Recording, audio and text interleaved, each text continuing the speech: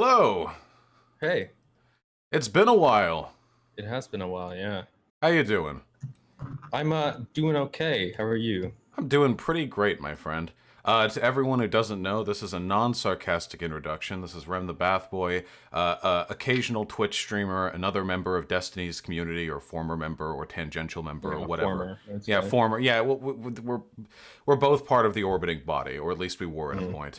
And a philosophy student. What's up, my dude? I'm okay. I'll be honest with you. I was really looking forward to having this conversation, in good faith, because I genuinely thought like you've improved your rhetoric over the past few months and whatever. I like the anti-burn your bus stuff. But literally 5 minutes ago, someone messaged me these logs from you yesterday, where you basically admitted that your goal in this discussion that we were supposed to have now is to be entirely bad faith, where you say, quote, "My goal is to be mean to Rem and not much else." And I've posted those logs now on my Twitter, which is bath_boy with an I for anyone who wants to see, as well as the full logs as well. So I have one question right off the bat, which is, why should I even discuss anything with you now? Well, I want to clarify that there is a difference between acting in bad faith and being mean to people. I think it's entirely possible to have a bunch of digs at a person while engaging in perfectly good faith with their arguments. I agree, but you say my goal is to be mean to Rem and not much else. So your main goal here is to be mean, not to have a productive discussion with me.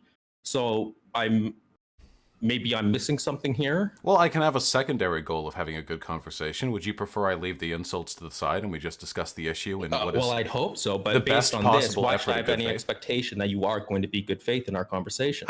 I don't know. If you feel like I'm being bad faith, you can leave. I'm not trapping you here or anything. I like good faith conversations. You also know more about philosophy than I do. I mean, obviously. So I'm probably primed to learn something, right? So you are committing now to you will be bad faith, right? And so you're going to be good faith. So you're not going to engage in the type of behavior that you claim you are going to do yesterday. Okay, listen. I had a bunch of really funny jokes that I was going to throw out during this, but I've balled them up and I've thrown them away. Okay, I'm ready to have a good faith conversation, and if I am reflexively mean, it'll only be in response to you being a condescending asshole, which I'm sure there is a decent likelihood of you being during this conversation. So right off the bat, you're going exactly back on what you just said about being good faith, and you've immediately thrown a. What am I supposed to expect here? I want to come in here, have an actual conversation with you about philosophy, and you're not going to do that, obviously. So no jokes and no insults. Yeah, I would. Well, I would hope not. Okay. All right. I'll do my best, okay? I will sincerely do my best. I'll treat it as a challenge. Just I think love before challenges. you speak. I always think before I speak. I'm a very considered person. Okay. All right. So, I don't want to mischaracterize you here. As I understand, the argument that we're here to discuss is you believe I should be saying the N-word more on stream. Is this a joke? That was a joke. I didn't think that one would count the bad faith trip. Okay, that was the last one. All right. Okay. Okay. Why are we here though? I actually don't know what the contention is. My contention was, and I mentioned this on Twitter, is that you're in your discussion with Ask Yourself, you were making a lot of claims that were just incredibly contradictory to one another, and I was confused why exactly you were reaching the conclusions that you were. Because, and I mean, correct me at any time here with, like, if you think I'm misrepresenting your position, because I'm not here to like take previous statements that you've made on different positions and like try to find a contradiction. I genuinely want to know what your position is right now on these issues and try to figure out, perhaps why you believe that eating meat is ethical for you to do, for example. Yeah, So, okay. Appreciate you not looking for gotchas. Philosophy is not my subject of expertise. So sometimes when discussing subjects pertaining to ethics or philosophy or morals or whatever, I struggle a little bit with the terminology because it's not something I'm as reflexively familiar with as I would be with sociology or political theory. Happy to clarify any positions I have. So what contradictions did I make? Yeah, and to add on to that, like if I ever say a term that you don't get, literally just tell me and I will try to explain, because I instinctively, because all I really do is philosophy now, I will use terms that, because it's all I really talk about, I a lot of people won't understand. And so please call me out on that and try to keep me grounded. Gotcha. I'll do my best. I know we're big fans of grounded everything here, so I'll do my best. Right. Yes. Okay. So you call yourself a utilitarian. Yes. So you believe that we should maximize well-being. Yes, I think that should be a general goal.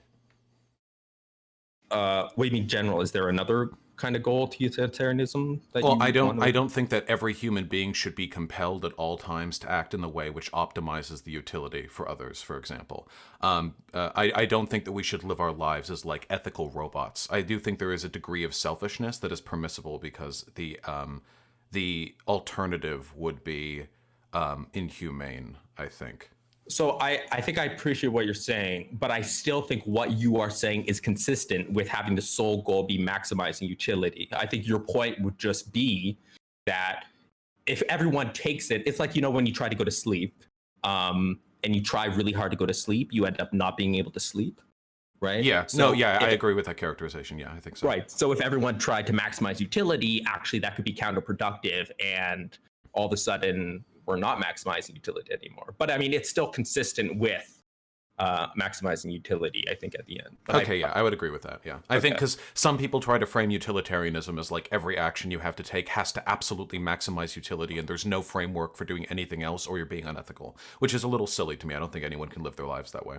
Well, but it is sort of true, right? Except you get into sort of these multi-layered tiers where sometimes the best thing to do is to not think about, maximizing utility in a moment in order to maximize utility. I mean, I'll just say I'm not a utilitarian, and I do actually think this idea is counterintuitive, and it's one of the things I think is wrong with utilitarianism. But I mean, obviously there are good responses to it, and I think that would be one. Okay, so you're a utilitarian, yes, but you also think that animals have a degree of moral well-being. They have moral worth. Yes, absolutely. Not as much as humans. I think it's probably proportional to the level of sentience of the animal. But yeah, like definitely. I don't know if I'd say like insects have moral worth, but when we're talking about like the animals that we use for factory farming, then I think that's an inarguable yes.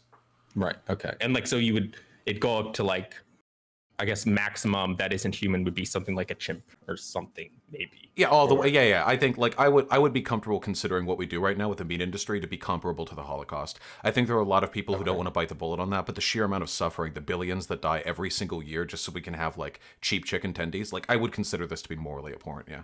Okay, but you eat meat. I do eat meat. Okay, and so obviously everyone knows where we're going with this. You appeal, because I watched the discussion, you talk about this concept, ethical alienation. And I didn't really understand what you meant by this, because I'm familiar with alienation, like as a Marxist concept, or as a Hector concept, or like as Sartre. I think Sartre talks about ethical alienation. I don't know if that's where you got it from, but can you explain to me what that concept really means? So the way I understand it as a utilitarian, I recognize that the moral worth of an action is determined largely by the harm that it does, or I guess entirely by, like that's the threshold that I would use. However, I recognize that just because we can determine whether an action is right or wrong does not necessarily mean we can determine whether or not that is an action we ought participate in. For example, it is probably a moral good in almost all instances to give homeless people money when you pass by them. Statistically speaking, you're almost certainly less in need of it than they are.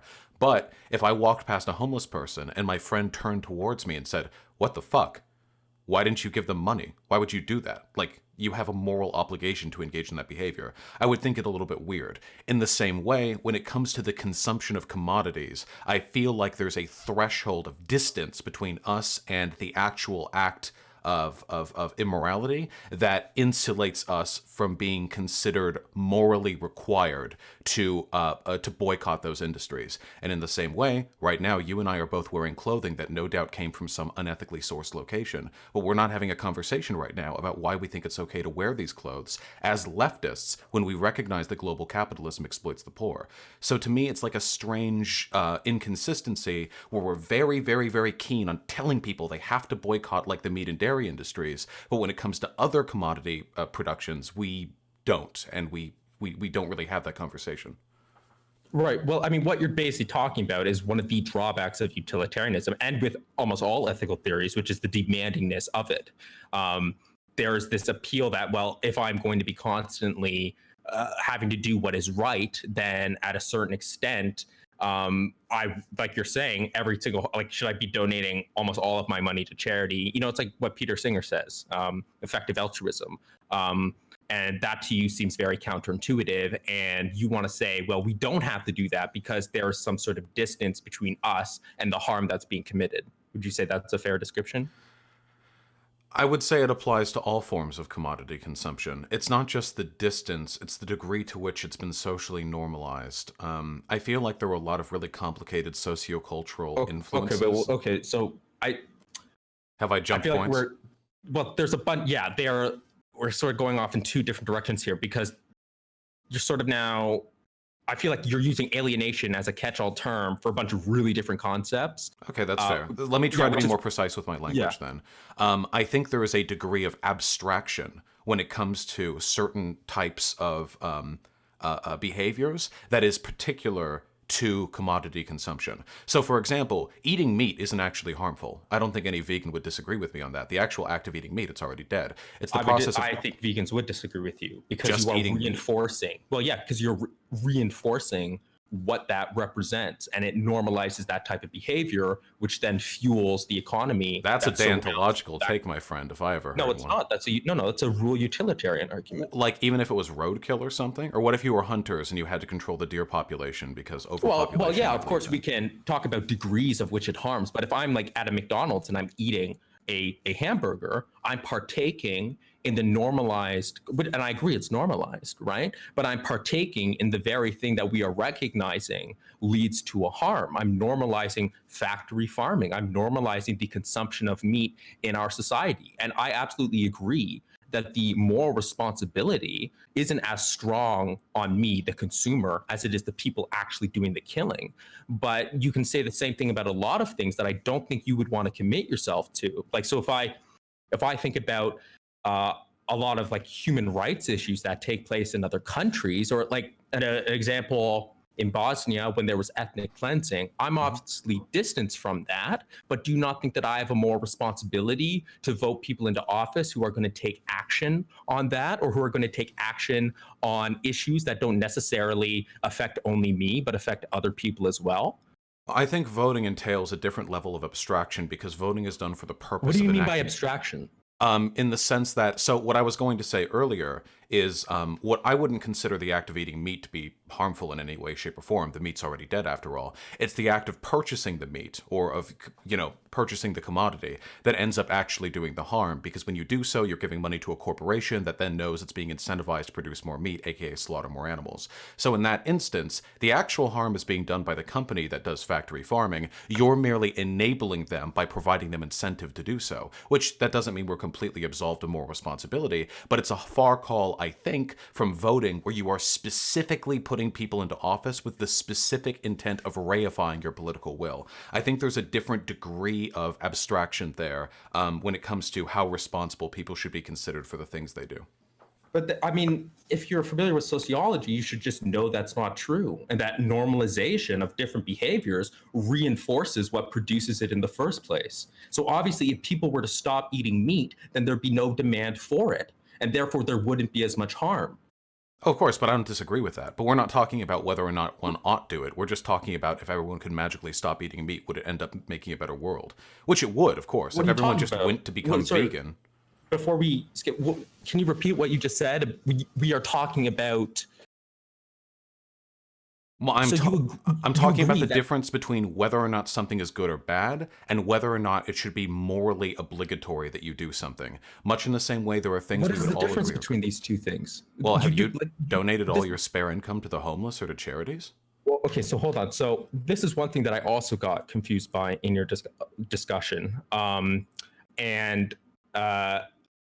when you were talking with Ask Yourself, you said that the ethics and morality isn't the only thing that informs what someone ought to do. Mhm. And that, to me, I have no idea what that means. And so maybe that's sort of at underlying our conflict here, or my misunderstanding of your position? I think Can you there are elaborate on that? yeah, I think there are sociological considerations that influence ought statements. So one ought do good things perhaps in like a vacuum, but is it immoral for one to not do that which they ought? For example, if you lived in 1600s England, let's say, and you were, let's say, a slavery skeptic, as there were slaves in England back then, it would have been, in all likelihood, a better use of your money to go about purchasing slaves and then freeing them to the greatest possible extent. I mean, that's like an extraordinary good that you could do. You're saving a life every time you do that. But I don't know if I would feel comfortable going back in time and saying to an abolitionist who had a little bit of spare money, who spent it on a little bit of material comfort rather than freeing slaves, that it was immoral of them to refrain from doing so, that they ought spend all of their money freeing slaves. I think that it can be very difficult sometimes to tell whether or not it should be obligatory for people to behave, in an ethical way. What does it mean that we ought to do something?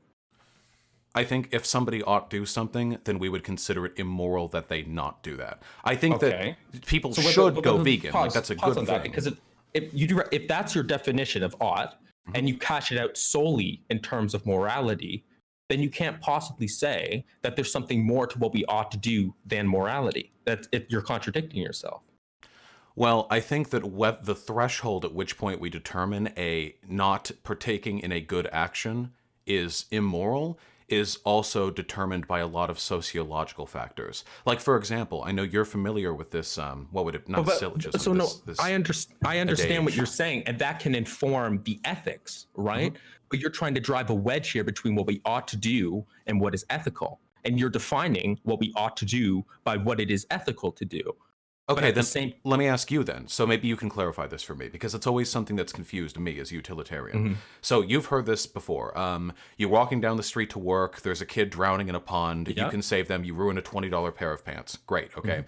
I think most people would agree that if you choose your $20 pair of pants over the life of a child, you're probably a horrible fucking human being. I think most people would agree with that.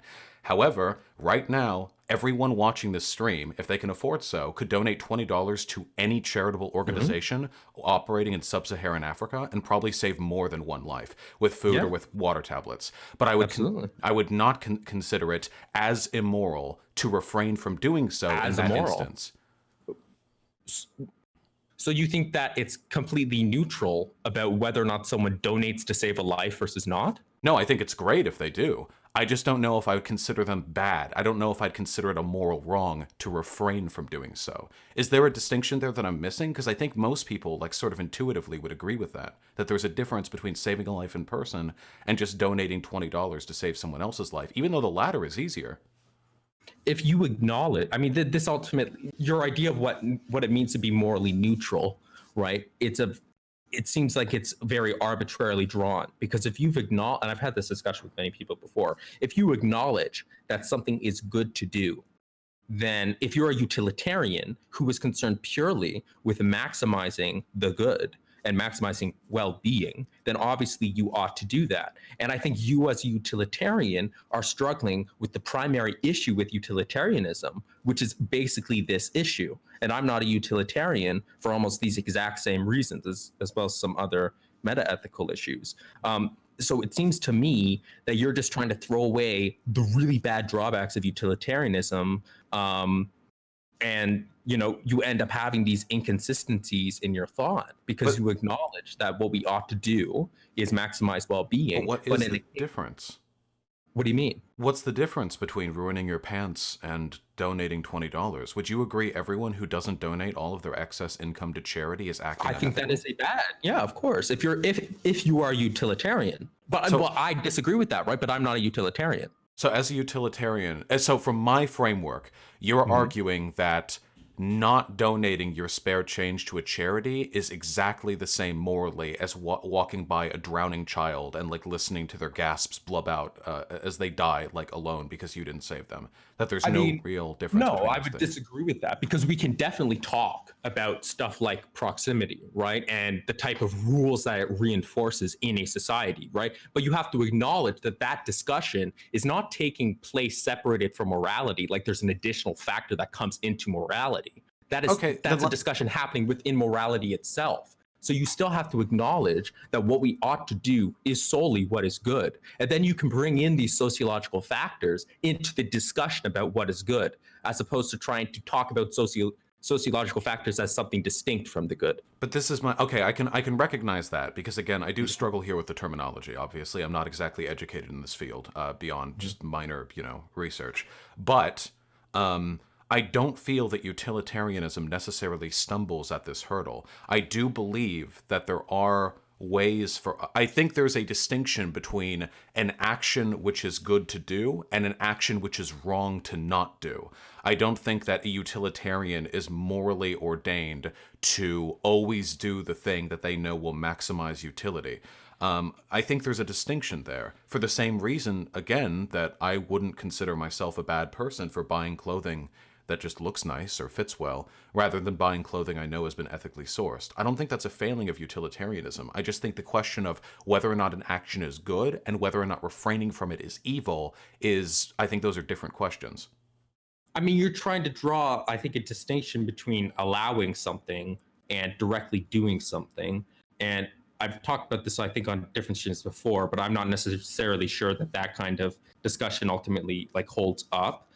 So we could possibly talk about that, but morally, morally speaking, I would just ask you.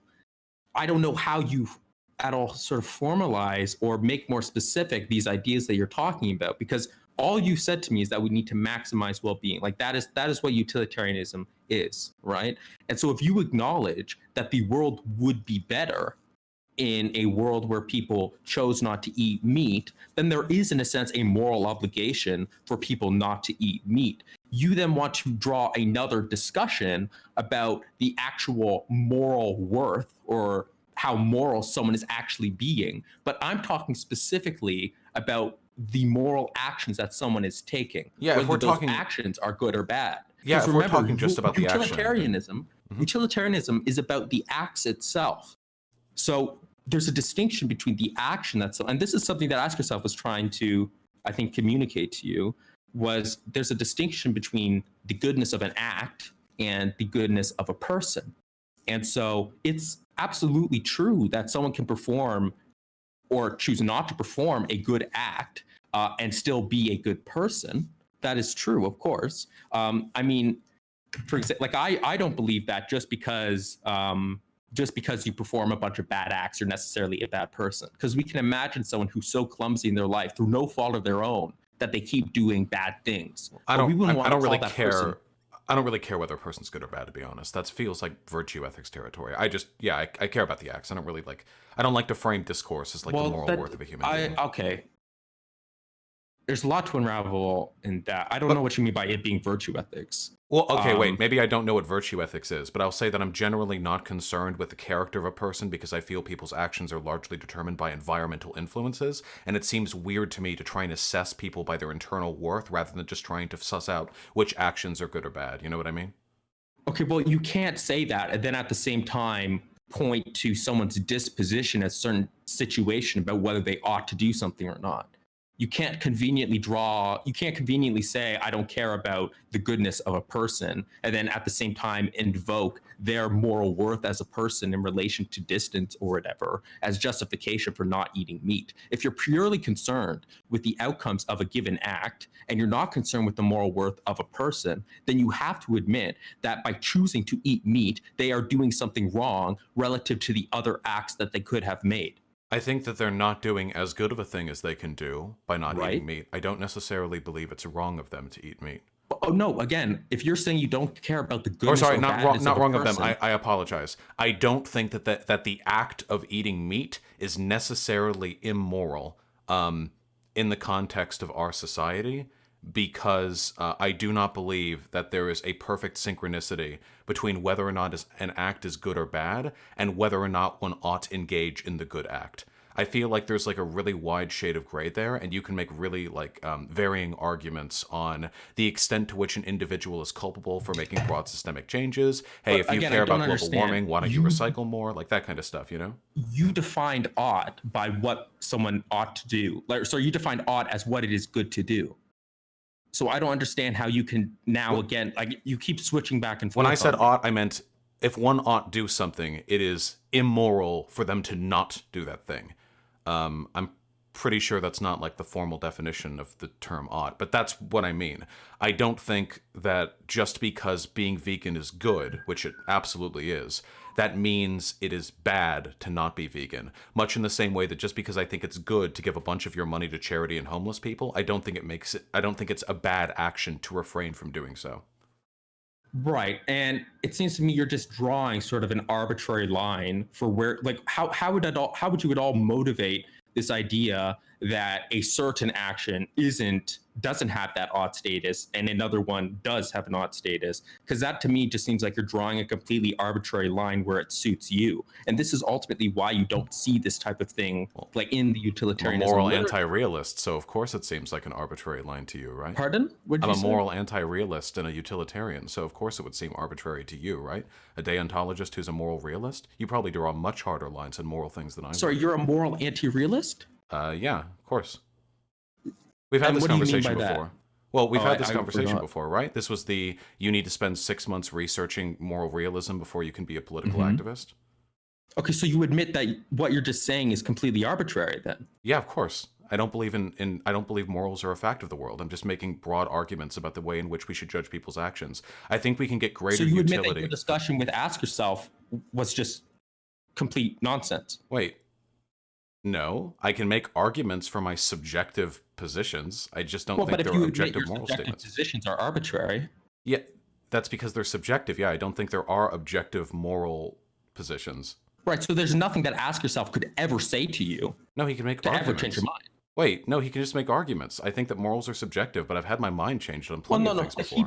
he pushed you on this point, which is essentially you're drawing the line arbitrarily, and you just say, well, yeah, that's it. But if that's the case, then you can justify any moral position like that. So you Sure, have to admit but that what you're saying is just some arbitrary. justification. I don't disagree. It's arbitrary. I think it's subjective. I think we just have to make subjective arguments to determine which positions are better than others. So Vosh, let's say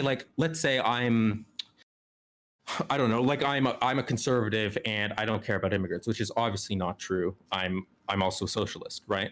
But Yeah. let us say that you're talking to a right winger, right? And I hold the exact same moral positions as you, except I draw the line at ought way lower than you. So when I see someone drowning and they are an immigrant, well, that just doesn't map onto what I ought to do at that point. What specific how would you position object would to you that? have that leads you to believe you shouldn't save an Pardon? immigrant? What position would you in this hypothetical hold that would lead you to value an immigrant's life less than that of a Well, native it's citizen? just like you said. It's simply the fact that I don't see the good, or I don't see that I ought to do something just because it would be good for me to do that in that moment. The Okay, bar but is just a bit lower for me. would you just let an immigrant drown, or would you let like anyone drown? No, just an immigrant, right? Okay, so what would distinguish an immigrant and a non-immigrant to you? Like, what would the distinction be that would lead to you believing there's a different moral Okay, well, sure. threshold? Like if you want, because I don't want to go into like the empirical argument, but let's just say anyone drowning then. Mhm. Okay, how would you object to me? If somebody made the argument that they felt they should be able to walk by a person who's drowning and not like feel bad about not saving them or whatever, I think I could make a decent argument about like a need to help your community or how the world is generally How? made a better Why? place. How? Why? Well, Well, eventually it would just. no, hold on. You can't appeal to the world being a better place. Sure. Because Okay. you've already acknowledged that the world would be a better place if we didn't eat meat, but you're fine with eating meat. Okay, you're right. Let me clarify. Due to the social and cultural circumstances of the time, I believe that you could make a strong argument that the degree of immediacy and intimacy involved in that particular incident would classify like one as having a moral responsibility to look after the well-being of somebody who was dying directly What in about front the of you. fact that, factory farming plays a huge part in global warming right now? Isn't that a very strong immediacy that we need to take right now to Sure. mitigate those factors? Sure. So is global capitalism and the exploitation of billions Right. of workers. So I don't produce our understand shit. that But point. you don't boycott clothing, Rem. What's the difference? Well, no, you absolutely. I have a different moral position than you do. I'm What trying to does work within your own position and make it consistent. Wait, what? But wait, why am I being called out on my apparent hypocrisy when no fucking vegan can ever explain to me why it's so morally imperative we I boycott the meat industry, but not that we boycott every other unethical industry? Hello, I'm not Vegan Gains or anyone like that, right? So I don't know who you're talking to right now, but you're talking to me, and I'm not having that discussion with you. So can we stay on the point? Wait, no, that's Now, completely relevant to the point. This is how's the it relevant? entire crux of my discussion because I feel like people apply different standards to other form of commodity boycotts than they do to veganism. Why? Well, again, I Nobody am has not an here. answer. That's again, I don't know who you're talking to here. I'm not having a discussion with you on that topic. Well, okay, you're not having a discussion with me because I'm nobody having can have a discussion with about me. whether your position has a contradiction or not. But I'm You can't asking appeal to you if someone yours else does. having a contradiction as a way to justify you having a contradiction. That's I'm not. ridiculous. Wait. If I have a contradiction in my position, I'm willing to Yeah. acknowledge it and discuss it. But I want to know if you think you do. Why exactly does everyone believe it's a moral imperative for us to boycott the meat and dairy industry? I'm not a utilitarian, and I'm not the one on stream talking about vegan rights. And So you don't ethics. want to answer? Well, no, you're trying to pivot away from the discussion. I'm that not we're pivoting. having. I'm curious because that contradiction Well, why are you- highlights my okay, problem with then this. yeah, absolutely. We can talk about my own position on animal ethics and commodification after we discuss yours if you want. But I'd rather we stay on the topic rather than pivoting off of it. I'm not trying to pivot. I'm not philosophically educated. Maybe if you could elucidate to me the difference between boycotting the meat and dairy industry and boycotting every other ethical industry. I'd rather we I finish would have the a better discussion we were understanding. having. The discussion Okay. we were having was how would you, as someone who admits that they draw that line arbitrarily, convince someone like me, who also draws it arbitrarily, that I am morally justified or not morally justified in just walking past someone who is drowning. I don't think I could do it through proofs or anything. I think I'd have to hit you with arguments until eventually like one of them landed. You're not like a perfect moral agent. You're not a perfect logician. Eventually I would hit you with something, whether it be an emotional argument or some appeal to authority or whatever, that would change I your don't mind. think that's true. I don't think that's true at all. I mean, But I obviously do it all that's the not true. time. I convince people all the time using my arbitrary subjective value systems that their positions are crap. Most people are fallible and don't have consistent positions. All I really care about is getting them to agree with me. If I can do that through any form of argumentation short of But dishonesty, my position would be completely consistent. I suppose so. But just because your position is So you're consistent admitting doesn't mean it can't be you're moved. admitting that you wouldn't be able to refute it, and Well, I that think- my position is just as justified as your position. I think is. Nazism at least it can be an internally justified position, but I've still convinced people off of that position.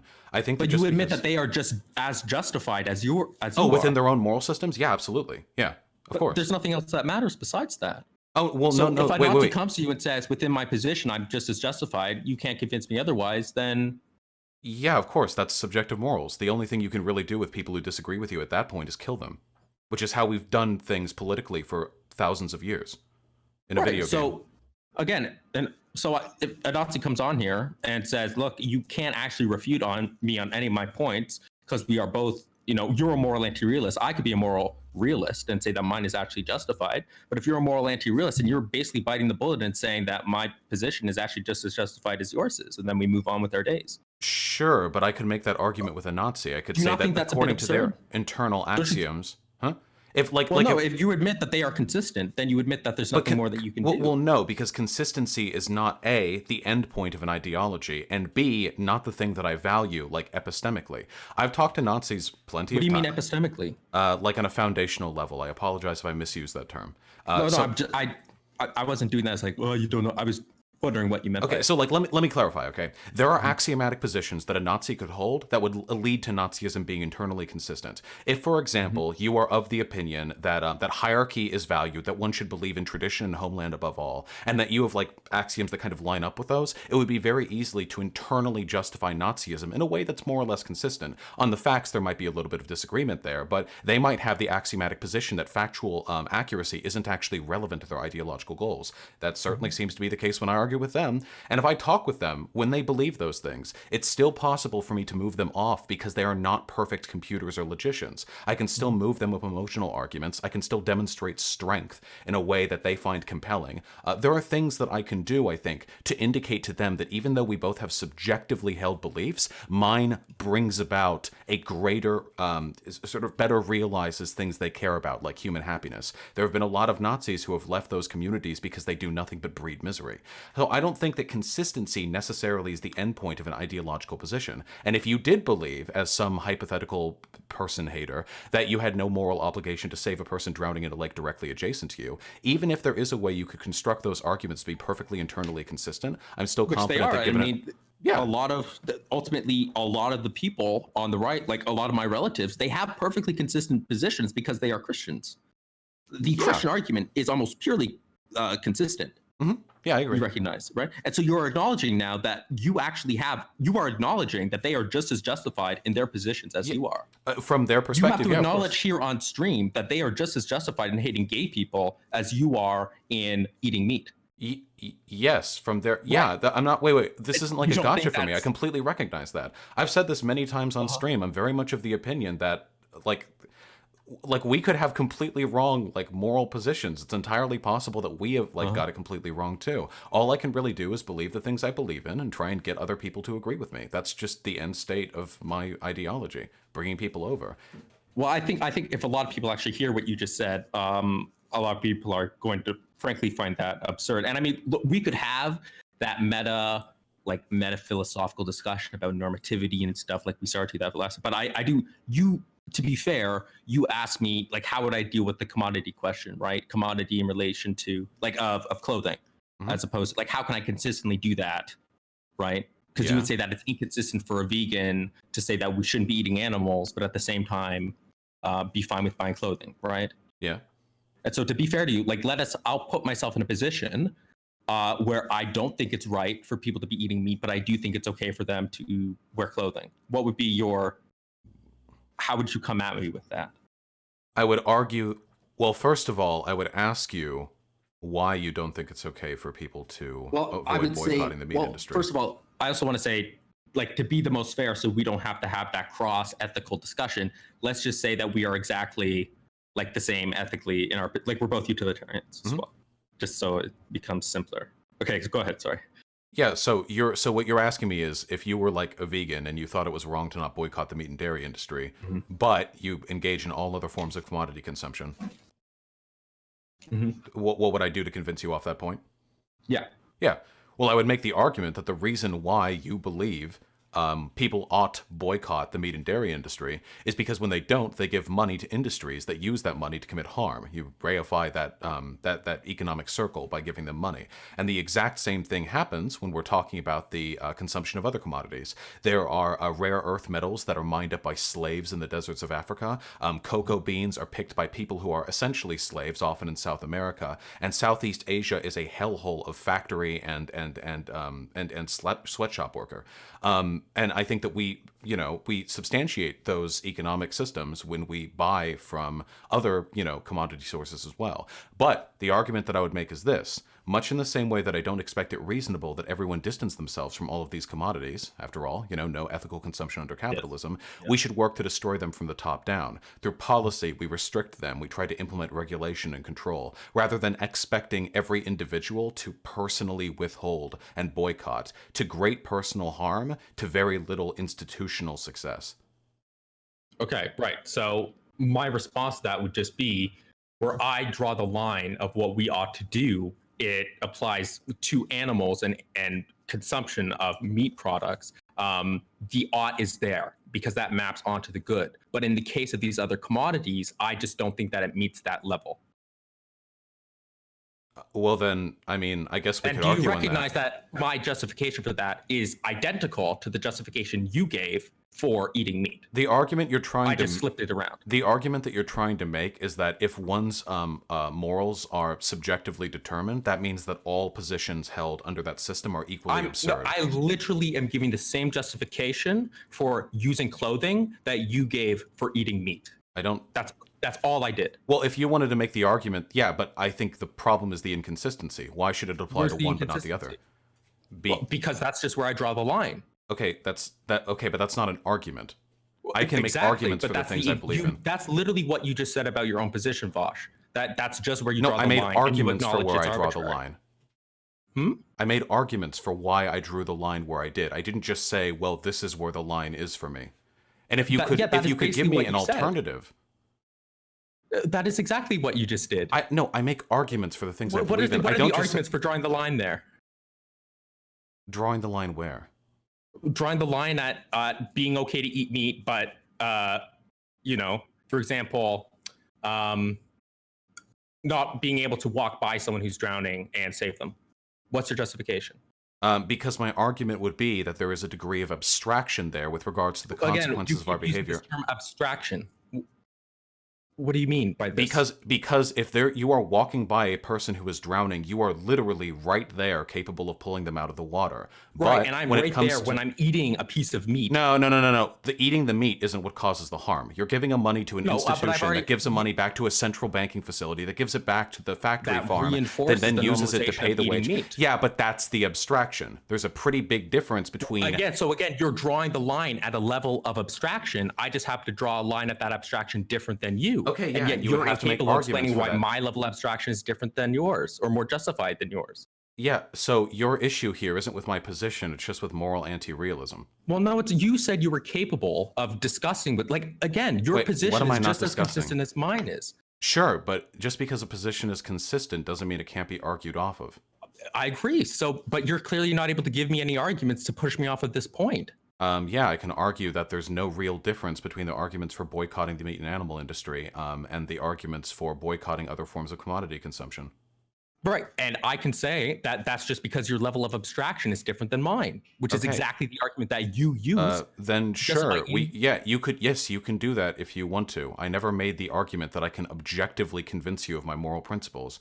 I don't know why we keep running back to this. I'm not a moral realist. There are going to be people who disagree with me. You asked me how I could possibly justify arguing not to eat meat while at the same time justifying, being able to buy clothing or buy other commodities. And I literally just used the exact same arguments that you use to justify that. And that should shed some light on perhaps why this position that you have in ethics is untenable. No, because I'm not a moral realist. I don't think that there is any way to define objectively where we should honestly, draw that line. Bosch, even if you were a moral moral anti-realist, which I understand that you are, there are better forms of ethical systems that you could choose to not have to run into. You're free to explain those to me, but I would be really interested in hearing how your moral system deals with the hypocrisy I've posed to you. Maybe if you can explain to me how to resolve this contradiction, I will have a better understanding. I'm not going to baby you. Wait, you can't even prove you don't have the exact same hypocritical position and you're going to lecture me on mine? Just explain why your ethical system allows you to compel people to go vegan but not to boycott other commodities. I have not said anything about my own ethical positions here. I want to know because you are more learned than me. I'm asking you to defend your own, Bosch. I am recognizing that you can arbitrarily draw lines anywhere. That is my concession. I believe that, and I have always believed that, and I have always been consistent in that position. But you are more learned than me. I would like to learn from you. So how about you explain to me how your ethical system deals with this thing that I consider to be a contradiction? So you acknowledge that your system has severe deficiencies. I don't think it's a deficiency. I think it's a fact of the world that moral positions are arbitrary, and the best thing that we can do is try to resolve our differences without appealing to an objective morality. If everything's arbitrary? Because I can learn from you. Are you seriously not going to answer? You're learning another arbitrary thing in the world. Yeah, maybe your arbitrary thing in the world is better. Wait, are you saying you should never try to educate people on moral realist positions because no, if they absolutely not. I'm saying that perhaps this should shed some light on why a moral anti-realist position is completely untenable. I don't think it's untenable. I just think I think the arbitrariness is just a fact of the world. I don't it's inconvenient, sure, but I think that's how the world is. Can you please explain to me an alternative? Okay, do you want to segue into the more... I just want to know how you can justify compelling people to not eat meat and to boycott the meat and dairy industry, but you don't hold that standard to any other form of commodity consumption, when as a leftist, we both agree that essentially every commodity on this planet is produced unethically. I can just say right here that I'm not on here to defend veganism. Holy shit, dude. You can't tell me I'm being inconsistent and then not give me a better alternative. That's like walking in here and telling me my argument is wrong and then not supplying a counter argument. That doesn't make any sense, Bosch. Because look, if you've given me a math proof, for example, and I show that it's inconsistent, I think yours is equally. That can't be. Well, you don't have another proof for it. No, I think yours is equally inconsistent. You don't have a better answer. You actually don't have a solution to this, do you? It's hypocrisy. But that doesn't matter. If I've shown that an argument doesn't work, it doesn't. Okay, so does yours work then? So does yours work? You're hiding the math proof on a piece of paper behind your back. Does yours work? And mine doesn't. You're not going to show it to me because you don't want me to critique it? I'm not here claiming to have a solution to the problem. I'm showing that your solution. Oh, so it seems like moral realism can't solve this inconsistency either. What a coincidence! No, again, if we want to have you weaselly little piece of shit. This is the same thing you did in that conversation with Hassan too. Look, okay, listen, Vaj. I'm worried that you're now going bad faith here. Literally. And this is what I was worried about. Rem, Rem, can we go on a memory trip together? Do you remember a year ago when you gave me shit on Destiny's stream for not being able to empirically justify my morals? And then I asked you to do the same and you said you couldn't? Veganism? Wait, and then you said you couldn't? Do you remember that? Do you remember the last time we talked and you held me to a standard you couldn't hold yourself to? Do you remember that? What position can I not hold myself to? I am asking you. What because position? I am you not. You don't know my position. Are you a vegan? For not eating. I don't. You don't know that. I do know you're a vegan because I follow your fucking Twitter, my dude. You're a vegan. Why are you being so slippery? Why are you acting in such bad faith? I don't advocate for people to be vegan.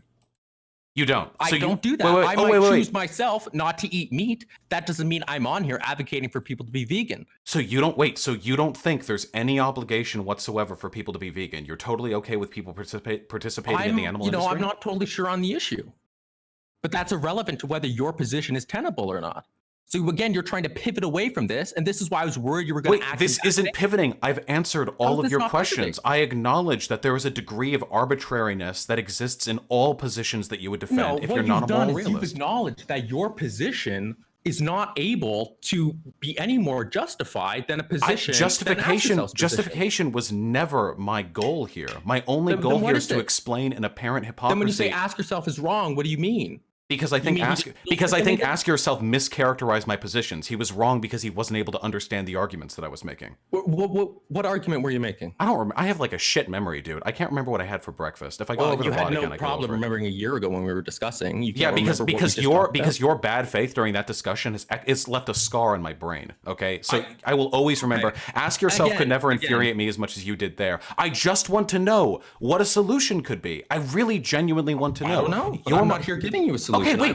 So neither of our systems have an answer to this moral conundrum. We're both dealing then with a problem that we don't have solutions to.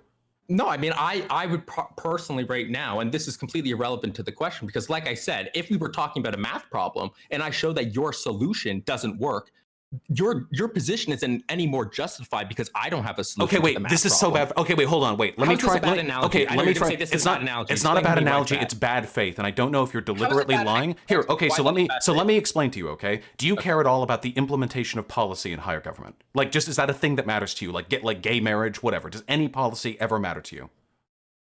Sure. Okay, so if a person comes forward with an idea that they have, a policy that can address an issue, maybe it has something to do with funding medical care, maybe it's a military action, something, and you walk up to them as another politician and you say, this is stupid, there are inconsistencies here, this isn't perfect.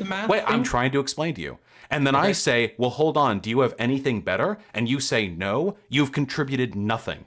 You've done nothing for the discourse, and in fact, the selective to the math. The selective is not like the math problem. The selective. We're talking about arguments. We're not talking about solutions. I'm not a philosopher. I never claimed to have a perfectly consistent axiomatic position on all issues. I wanted to talk to you. You just said that your position is consistent. Now you're saying it's inconsistent. Okay, I apologize for not being clear enough.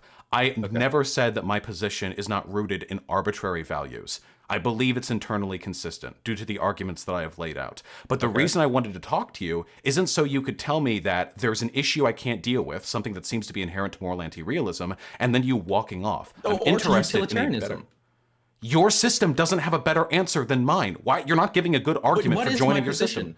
You don't know anything. Why don't you tell me? But that's not what I'm here to do, Vosh. And this is a. Then what's the point? Hold on. Let us calm down and let's just evaluate sort of where we are at. I would love to conversation. Okay, right. So again, in a math problem, right? You do understand. I'm not a mathematician and I'm not a philosopher. I'm not here who came with a formal proof that I'm looking to have dissected. That's why we're going to talk it through, right? Okay. So there's a math problem, right? Which is, well, how do we justify eating meat, right? Okay. And you pose a given solution, but in that solution, it just it's an invalid argument that you've It's not, done. wait, it's not invalid, it's arbitrary. Like all moral positions that I have, it's arbitrary. My desire for human health and happiness is arbitrary. It's something that I came at through emotional means. It's only because it makes me feel good. Okay.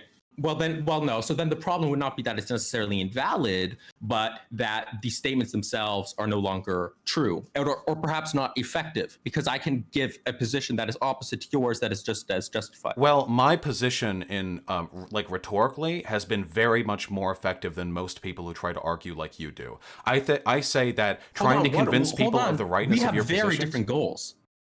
Why are you framing it like I have the same goals that you do? Because you just made the argument that I don't have the ability to convince people when it's my job and I'm good at it. So it's weird that you would critique me along those lines. No, not the argument that I've given, and I don't know why you're framing it like that. I have not ever argued that you are incapable of convincing a large amount of people. I'm explaining that the position that you currently hold is unable to be justified beyond anything rather than just what you feel. Yeah, and yes, that's all positions I have. Hold on. And in that respect, it is just as justifiable as a Nazi or as an anti-Semite. Yes, as a matter of internal... Yes, I know. I have always said that. I have argued many times before that when it comes to people with different axiomatic values, that there's nothing you can do except beat them. Okay. So if we acknowledge that is where we are at, I think we should try to have, and it's going to be difficult because it's a more complex discussion, and I'm sure we're going to lose the chat, right? But let's try to have the more higher level conversation about moral anti-realism. I don't know if I'm philosophically equipped to have a higher order conversation. So yeah, if you were struggling, I'm going to pose you an argument. But I don't. What I care about is why the fuck do people who argue that everyone should boycott the meat industry then not boycott every other industry? That's all I care about. That is a practical problem that I often find myself contending with. I'm very interested in the solution. But I'm not here arguing that, am I? I don't know why you're imposing this random position on me that that's I've the never inconsistency. Because you came here following Ask Yourself's discussion with me. Saying and that was the problem I had your with position as a contradiction. Just because I say that your position is contradictory doesn't mean that I endorse. It's not contradictory. It's arbitrary. There's a difference. Well, I think it's again, I do actually think it is contradictory, and that is the discussion that we could have. But stop trying to say that I need to be forced to argue the position that Ask Yourself has. So wait, am I not going to get any benefit from this? I'm not going to get any answers to any questions I'm looking for? All I want to do is refine my arguments. That's all I care about. Well, if you want to refine your arguments, then you should be able to justify moral anti-realism, which is the discussion I want to have with you. Wait, just because I want to refine my arguments doesn't mean that I can argue with a philosophy student on philosophy. I recognize the limitations of my education. Everything is completely arbitrary. Surely you want to make sure that the statements you make are true, right? I don't think there's a truth value to moral statements. Well, that's the discussion we have to have. You have to be able to have a discussion about whether that is true or not. And surely you care about whether something's true. Okay. Sure, my argument is that it's not true because I can't find morals existing in the material world, that it just seems to be a product derived of our subjective experiences, and that there's no way to define exactly which moral positions are good or bad, only which are preferable. Right, well, great. So we can have this discussion, but I would just ask you to stop trying to force me into something that I never advocated for. Okay, so just to clarify, if I may, you don't think it's wrong to eat meat? I think personally maybe I'm going to kill myself. It is. This is political violence. So you think it's wrong to eat meat? I'm not at the level where I would feel comfortable going on a platform and saying whether it is wrong or right. I need to do more research on the topic before I feel comfortable talking to potentially thousands of people about whether it is good to eat meat or not. And maybe you should take the same type of approach, Bob. Wait, everything that I talk about in this stream is rooted in political science and sociology, in which I have a greater level of education than you do in philosophy. And hold on. The question about whether we ought to eat meat or not is an ethical question. That's barely what I do. The only reason sociology. that's get brought up is because vegans keep talking to me. I don't care. Well, I don't know. Then maybe don't talk to vegans and advocate for eating meat, which could potentially be considered genocide. AY jumped me in an AMA discussion. I'm not going to just block him. It's a subject I'm interested in, but I recognize I don't have the education to full on discuss it. As long as you acknowledge that you should no longer be talking about veganism on your channel. Wait. I'm sorry. Do you ever talk about politics or sociology? I try not to, and if I do, I try to make sure that's consistent. I'm on you like a fucking hawk. I'm gonna watch your streams from now on. If you ever make anything even close to a sociological statement, I'm DDoSing you. I'm paying the shill feel sites. free to. I encourage people to call me out on stuff that I am not like for example, I talked about aesthetics once on Destiny's stream. Remember, I had my whole anti-anime. Yeah, I remember. You're anti-anime. Yeah, right? I know. And I really regret doing that because I am not well read enough in aesthetics. Because Kill La Kill is a good anime, and you were wrong. I know. Yeah, maybe, right? I haven't watched Kill la Kill, but right. So I'm willing to acknowledge that is something I shouldn't have talked about. And since then I've actually watched some anime. I mean, I'm still okay. I will. That's a whole different discussion. But no, I think that's the discussion I'm more equipped to have, honestly. Okay, look. Okay, I'm a moral anti-realist. I don't believe morals are a fact of the world. I think they're clearly a product of subjective experience. What do I do? How do I move forward? Okay. Well, so my question is, so you acknowledge that if you are, because you're unable to provide really an argument for moral anti-realism, and you haven't done any real research into whether. Yeah, I can, because I can't find morals in the world. They don't seem to be like a part of like the material world. They don't exist in the world. That's my argument. That wrong. Let me reframe what I said. You haven't done any sort of research on whether, because if you were to do serious research, there's tons and tons of arguments responding exactly to what you're describing. So if you had taken the time, no, of course not. I have not engaged with philosophical literature. Then I think that's an unreasonable why are you talking threshold. about ethical issues? Because you came on call, and because vegans keep trying to talk to me. Hold on. Wait, I have a question. Wait, really quickly, just to clarify, because we may have moved a little while from the year ago, okay? If I want to go on and say, hey, slavery should be illegal, or like gay marriage should be legal, do you think I need to have a degree in philosophy to advocate for that position? So I'm sure you read my posts on this, right? And I even said it in the original video, that it needs to be consistent with nearly every single moral framework. And there's not a single moral framework that really exists in the literature at all that is consistent with literally enslaving minority groups. Wait. Okay. So you don't believe that a person needs to be philosophically educated to advocate for gay rights or whatever, because like there isn't some like great contention in the philosophical discourse as to whether or not such a position could be justified? It's a bit more complicated than that, but I think that'd be an okay characterization. Okay, so how am I supposed to know which issues have been settled ethically and which ones haven't? Do I only get to talk about issues that are not contentious in the philosophical Well, I don't world? know. Maybe you should read some basic ethics and you're able to evaluate whether a given ethical question Do you understand why I called you a condescending asshole at the beginning of this conversation? To be honest, Vosh, at the start of this, you said the only thing that you're going to do in this discussion is be mean to me and basically act in bad faith. So I'm sorry if my attitude is a bit on edge, but okay. I don't know really what you expected after saying something like that yesterday. Okay, I don't think. I'm sorry if emotionally I'm a little bit, testy. Wait, we've hated each other for like yesterday. I don't know what to say. We've hated each other for like a year. I think I'm being pretty polite. Like I'm usually way more contentious than this. Okay, I haven't even. Well, you just called me a condescending asshole. Okay, but only in response to you being condescending. Look, here's my question. Okay, so sociologically, I have a sociology major. There are plenty of sociological theories that could be used to justify horrid fucking things. If you want to use like, excuse me. I mean, you're like, sociology alone cannot justify whether someone ought to do something or not. Okay, hold on, and we'll get to that. So sociology is usually a component in determining. It's not just descriptive. There are prescriptive arguments you can make through sociology because philosophy is not the be-all, end-all of all argumentation. A philosopher is not themselves capable of making meaningful sociological critique because it has to be tempered through the understanding you get through a lens of analysis in sociology. You need a lot of the descriptive facts found in sociology, for sure. I agree with that. Okay, so would you argue that the only prescriptive arguments at all come from philosophy and everything else is descriptive? Well, prescriptivism, an argument for something to be prescriptive or for something that we ought to do, that's literally ethics. Okay. So I can. And you've acknowledged that. You said that what we ought to do is what is good. Okay, I can work within your definition. Okay. So do you know what a structural functionalist perspective is from a sociological perspective? Okay. No. It's the idea that, generally speaking, you analyze societies through the existence of institutions and frameworks that serve a particular societal purpose. People use structural functionalist perspectives to justify slavery because slaves at that time had a pretty strong institutional back to the way America functioned. Like it was slaves were a pretty essential part of America back at like 1800, 1820. Right, and the slave trade and stuff. Right. That's just a fact of the matter. They were fairly essential, and you can make arguments then that because they were essential, because they were one of the foundational pillars of American society, you can make arguments justifying their existence as slaves. There are philosophical perspectives that justify hierarchy. I know this to be a fact, though I'm not as well read in them as you are, probably. What?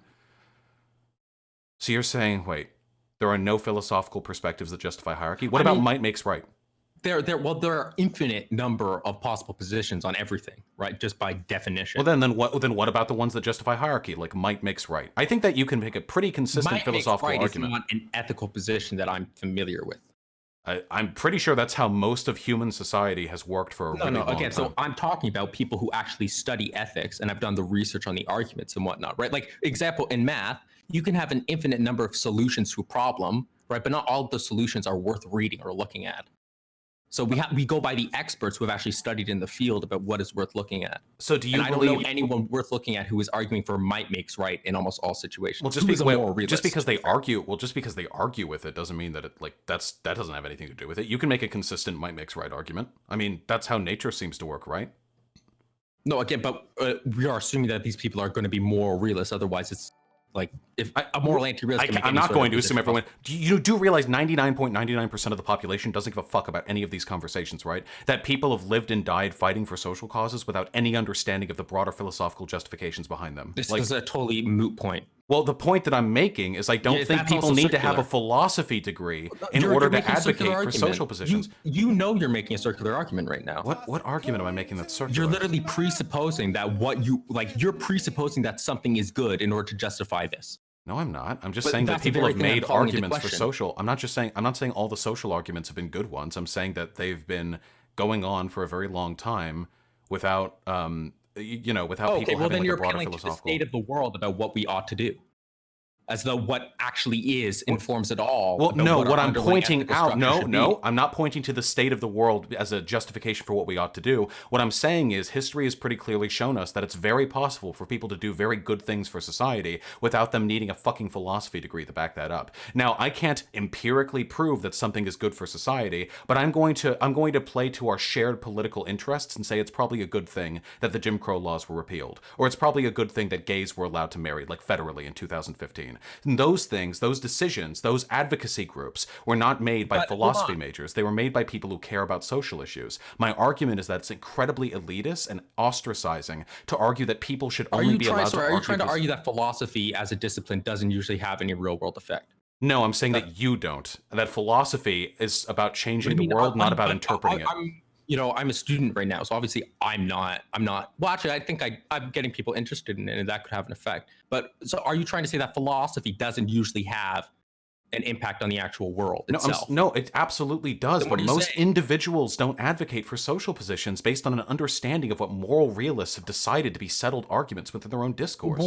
But how is that relevant to what we were discussing? Because I care about making the world a better place, and to me, the idea that people need to have a philosophy degree or need to be read on moral realism before they're allowed to advocate for social positions is one which would bring about negative utility, because it would discourage the most mindful people from participating in politics. Again, I don't know why this is a straw man of my position. You know that's not what I advocate for. You know that. And I've had conversations with you, and I know that's what you've advocated for. I've said that it scales according to the amount of influence that someone has on the world. So you talking to thousands and thousands of people, your moral imperative to do some reading on the topics you're discussing is far more greater than the average person on the street.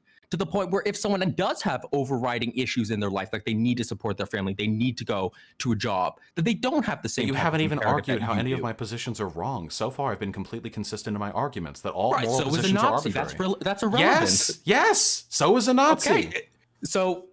Do you think that I go up? Do you think I go up to Nazis and I say like my position is more consistent than yours? No, I don't. I try to beat them down. Your position is better than theirs. No, I try to say that my position is better than theirs from my perspective. Your position is not as from my perspective. Yeah.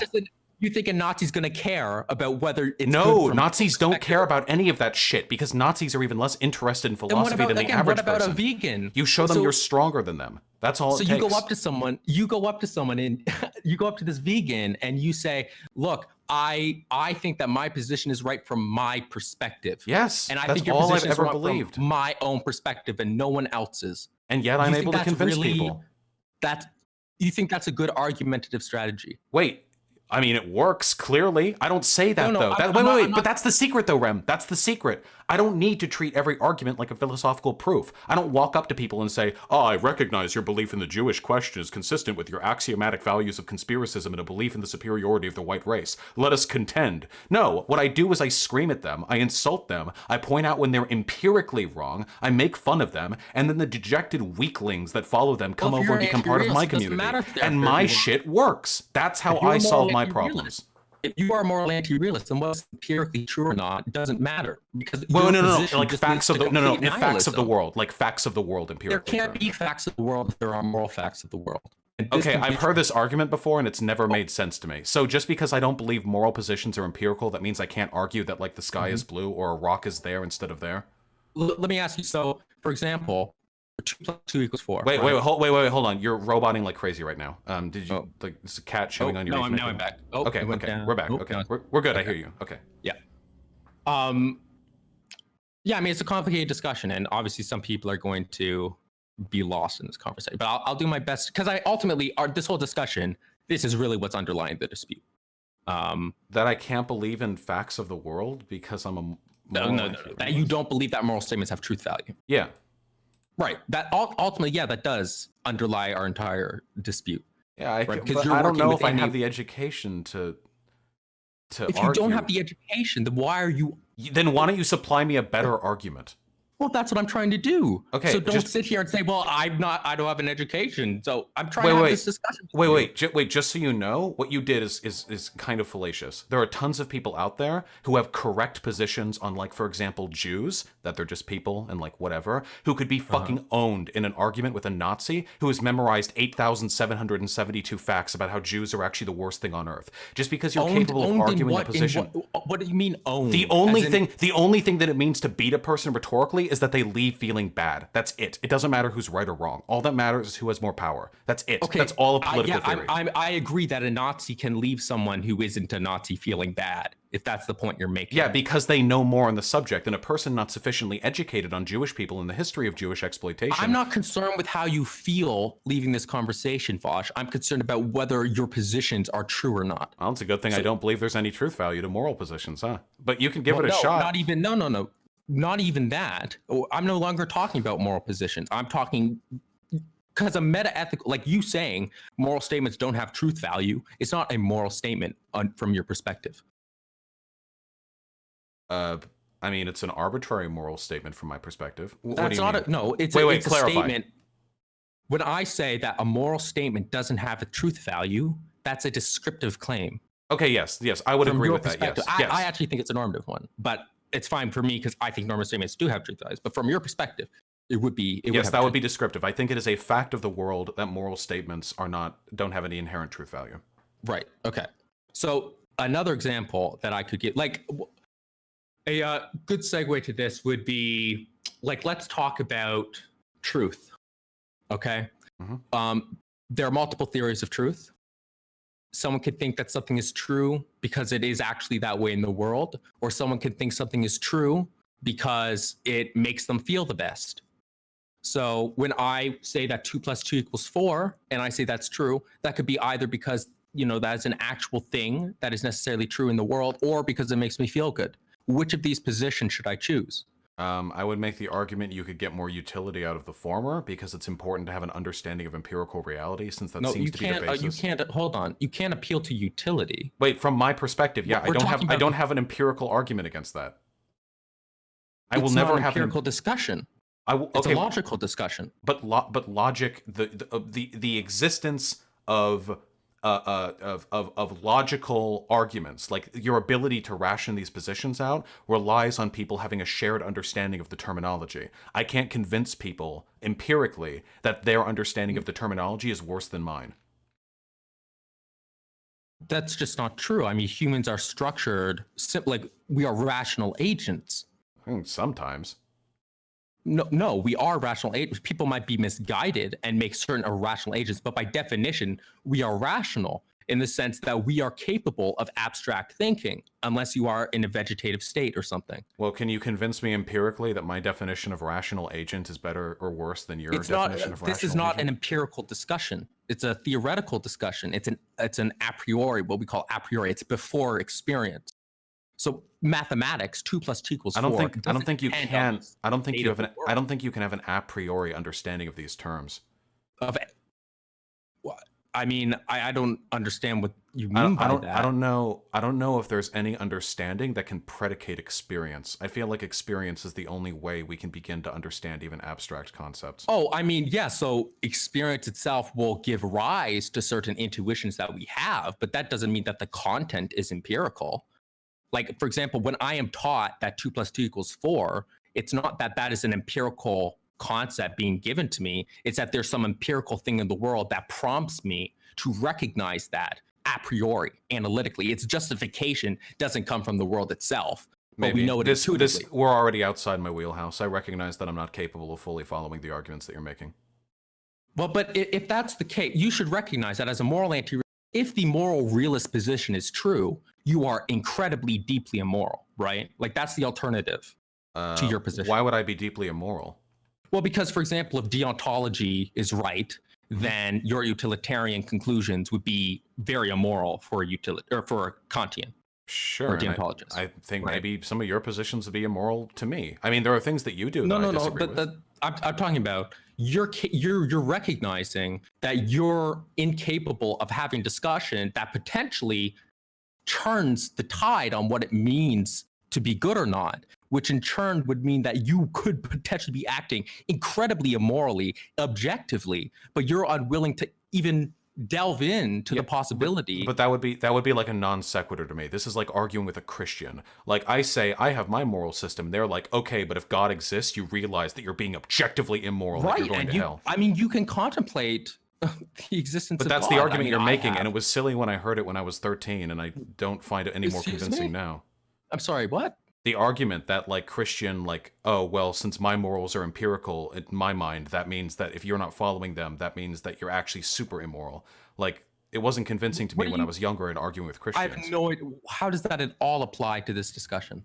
You seem to be making the argument that because I'm an moral anti-realist, that if I then came to recognize the validity of moral realism and from deontological positions, that I would then actually be very immoral because I'm not acting in accordance with those theories. That you can hit me with a greater level. But that's on an analogy to like an evangelical Christian, because you don't sit there and say, well, actually, I am completely incapable of discussing with you about whether evangelical Christianity is true or not. Isn't this Pascal's wager? You're making Pascal's wager to me. You're saying if deontology ends up being true, you're going to be super ultra. This is not Pascal's wager. Isn't this There's Pascal's no decision wager? theory going on here. No. Well, isn't it? Because what you're arguing is, if it turns out I'm not asking you to hedge your real bets. moral position. Well, it kind of is, because you're arguing that I would be super immoral if it turns out your moral system is correct. Which right. No, but that should be a prompt to want to justify your positions. I'm not asking you to hedge your bets.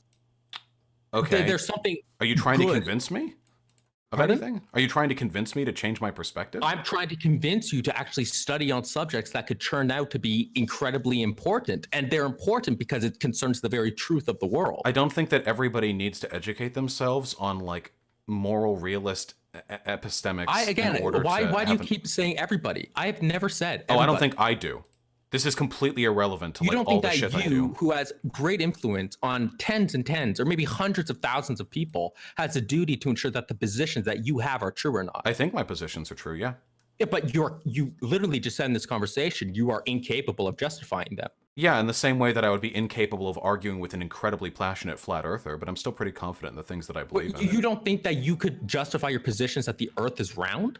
Or a globe? Yeah, I could, but they could probably find other justifications using a moral anti-realist system that would validate mine. Hold on, that's a descriptive topic. It has nothing to do with moral anti-realism. Whoa! Wait, you think you could beat a sufficiently talented flat earther in a debate? Those guys have some tricks up their sleeves. Absolutely, I could. Okay, you're free to give it a shot. I've seen some pretty competent rhetoricians Okay, so again, so you are acknowledging that you are on here platforming positions that you are incapable of justifying. I don't think anyone's capable you admit you are not literate enough to do so. Wait, so yeah, again, your argument is that every big YouTuber needs to have a degree in philosophy. Anyone who has incredible... Yeah, I disagree with this. I disagreed about this like with you a year ago, and I still disagree about it with you. And I think you're hurting your point by coming off so fucking condescending. You realize this is the definition of sophomoric, right? You haven't even graduated, and you're already telling everyone their positions are invalid unless they read the books that you like to read before you fall asleep each night. It's really weird and ostracizing. If you really wanted to affect positive change, what you would do is come on here and try to like explain to me calmly where you think my positions are incorrect. Wash. But instead, you came here, spent an hour... When you're done acting like a child, spent an hour reminding me that I'm a moral anti-realist, refused to give any contrary position or explain any of the inconsistencies I believe in. I said, let's have the discussion about whether your position is true. You spent an hour telling me. You spent an hour telling me my position was inconsistent before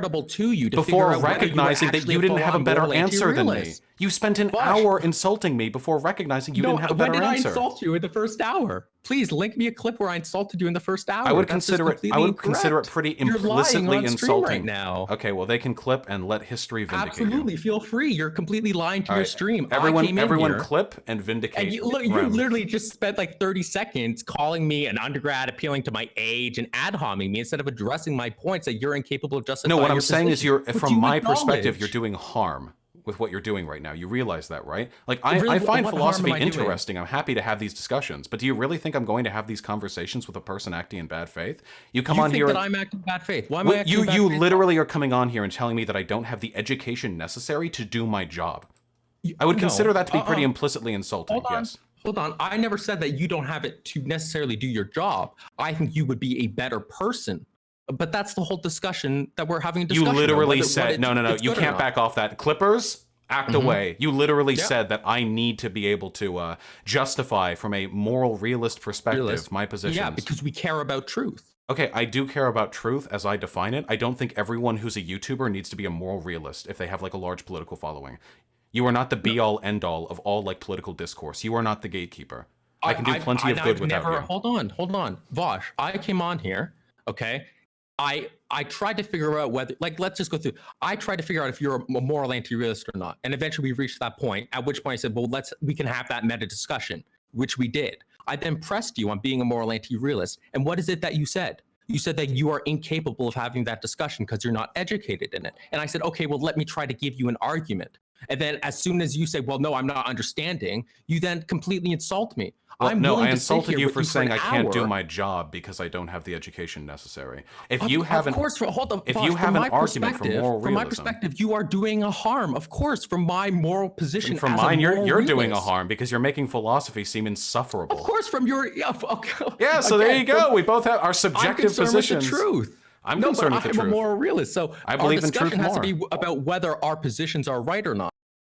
Right? No, because I don't think there's a truth value to moral statements, so I don't think there's any matter.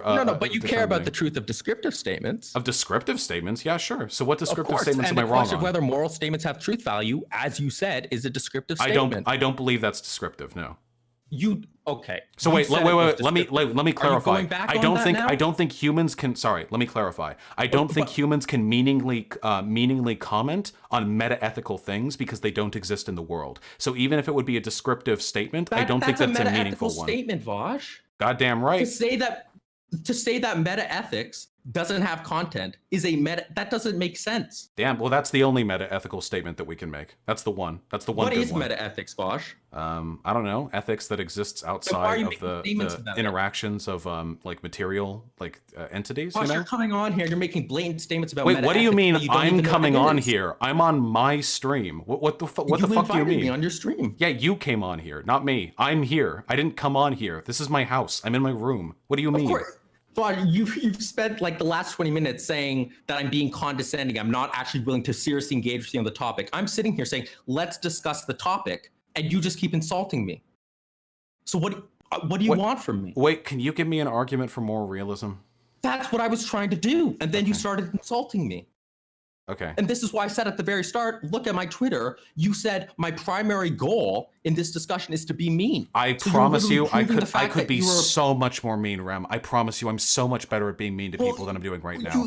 I'm holding back. I've got the muzzle on, Rem. I'm holding back for your sake. But please, you got to stop holding back too. You have been acting in bad faith over like the past at least 10 minutes? Oh no, not even slightly. I mean, I don't think that it's acting because me. I don't think. Wait. It's not bad faith to just say you don't like a person. Bad faith is when I try to avoid responding to your arguments with insults. That's an ad hominem. What you did. You said, I know I can't. I have not dodged any of your arguments. I have insulted you and responded to your arguments. Bad faith doesn't mean being mean. There's a difference between those things. Come on, you know that. That's not true. I started to explain the argument to you. I started to bring up, 2 + 2 theories of truth, and then you noped the fuck out of it. I haven't noped the fuck out of it. I just don't think you can make objective statements on morality. Do you want to try again? Hold on, wait. Your thing got all robot-y again. Hold on, fix that, and then... Okay, wait, I think you're good. Okay, yeah, let's try it again. We'll give it one more shot. I believe in us. US East, is that okay?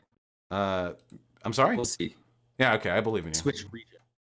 Okay, that should be a bit Yeah, better. you sound good. Okay, hit me up. Okay. All right, try to convince me. Yeah. Okay, so a statement like 2 + 2 = 4, right? Mm-hmm. There are multiple theories of truth. Something can be true because it's actually existing in the world, right? Which is probably what you view truth as. The cup is red is true if it is actually okay. There's another theory of truth. It could be something is true if and only if it makes me feel good, right? My question to you would then be, well, which of those theories of truth should I adopt? It depends on which moral system you subscribe to. If you subscribe to a different one and that causes me harm, I could just kill you. So you acknowledge that theories of truth are moral statements.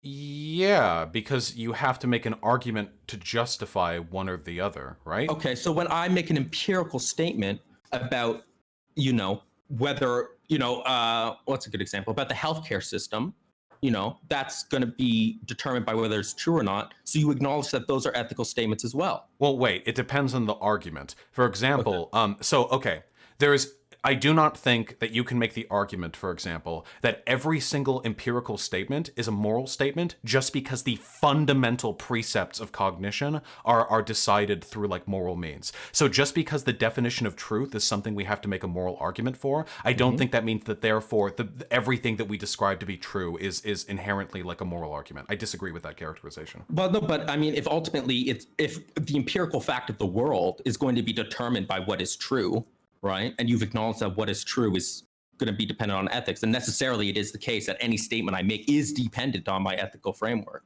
It's dependent, but I don't think that makes it a moral statement.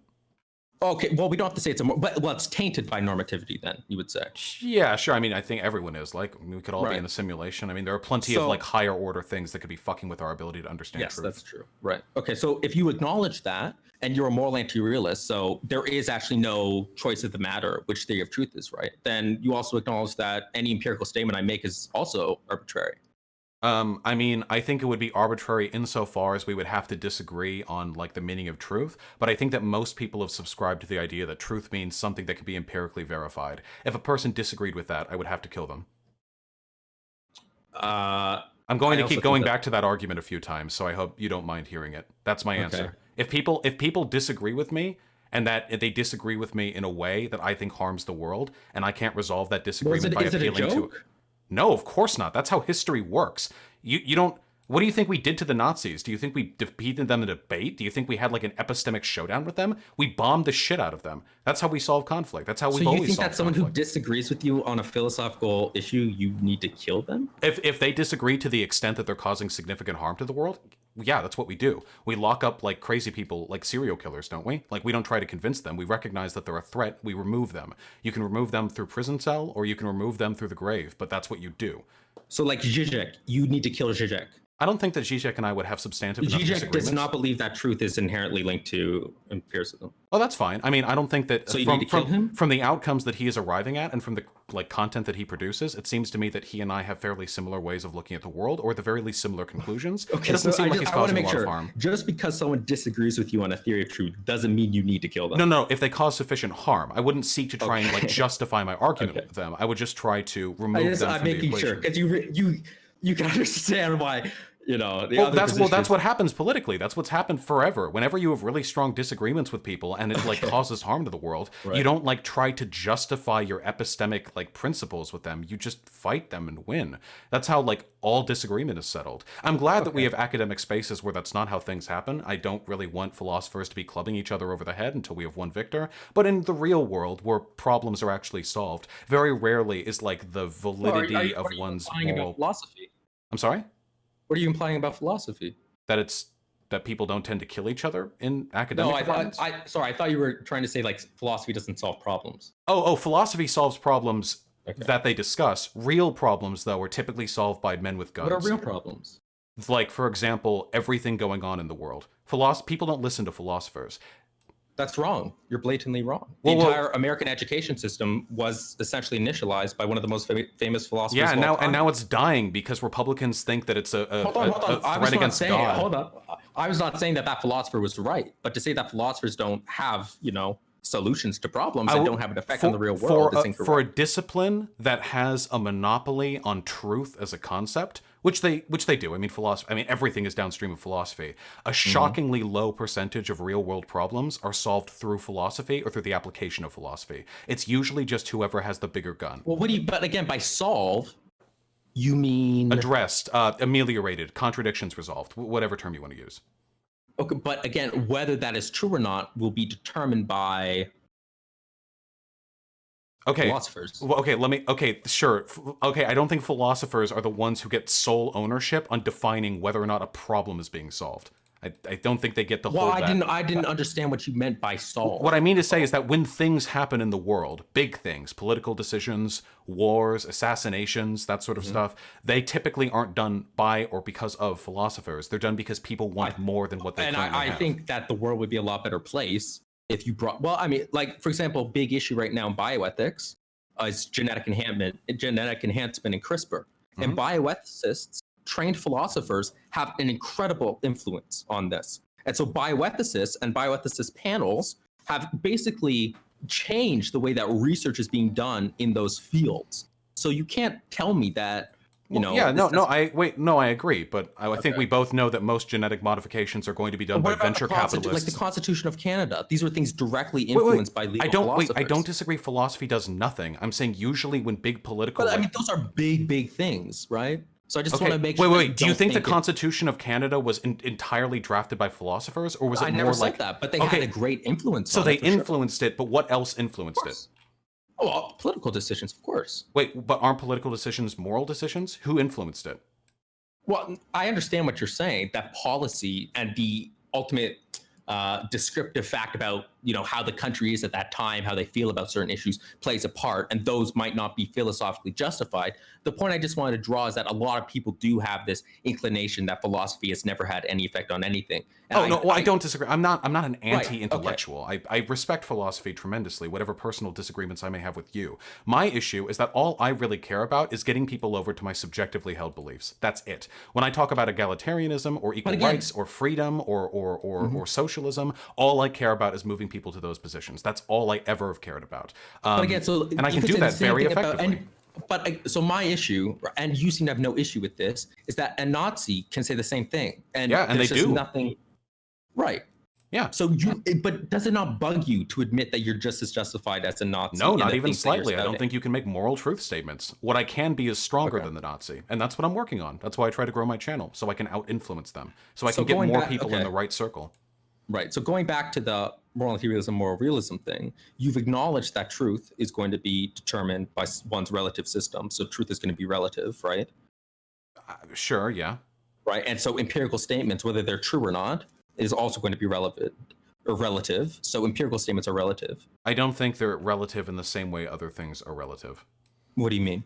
I don't think that the extent to which, for example, a moral statement, like we should do this, is relative in the same way that one could say there is a rock on this desk. Why? I don't think those are the same types of relativity. Why? Because one of them is directly a moral consideration, whereas the other one is only downstream of one's moral consideration of a definition, the definition of truth. Right, but if you acknowledge that a definition of truth is ultimately relative, I don't think everything downstream of relativity is relative. Of whether rock is. It has an influence, but I don't think everything downstream of relativity is necessarily relative. Well, no, I mean, if I say it want to makes like if I say truth is what makes me feel good, right? And I'm a flat earther, then yeah, the shape of the earth is directly impacted by my theory of truth. But I think we can make empirical statements even from within that framework. I think that even if you're downstream of a relative position, you can still make empirical statements. What is empirical is going to be relative to your theory of truth, because what is empirical is what is true, right, in the world. Yeah. So what is empirical is going to be relative to your moral framework by what you just said. Yeah, but it's downstream of it. But you can make empirical statements from within the framework. It doesn't matter if it's downstream of it if the outcomes are going to be completely dependent on your moral framework. Wait, it does matter to me, because you can make empirical statements based on presuppositions. So here's an example, okay? Color theory differs depending on culture.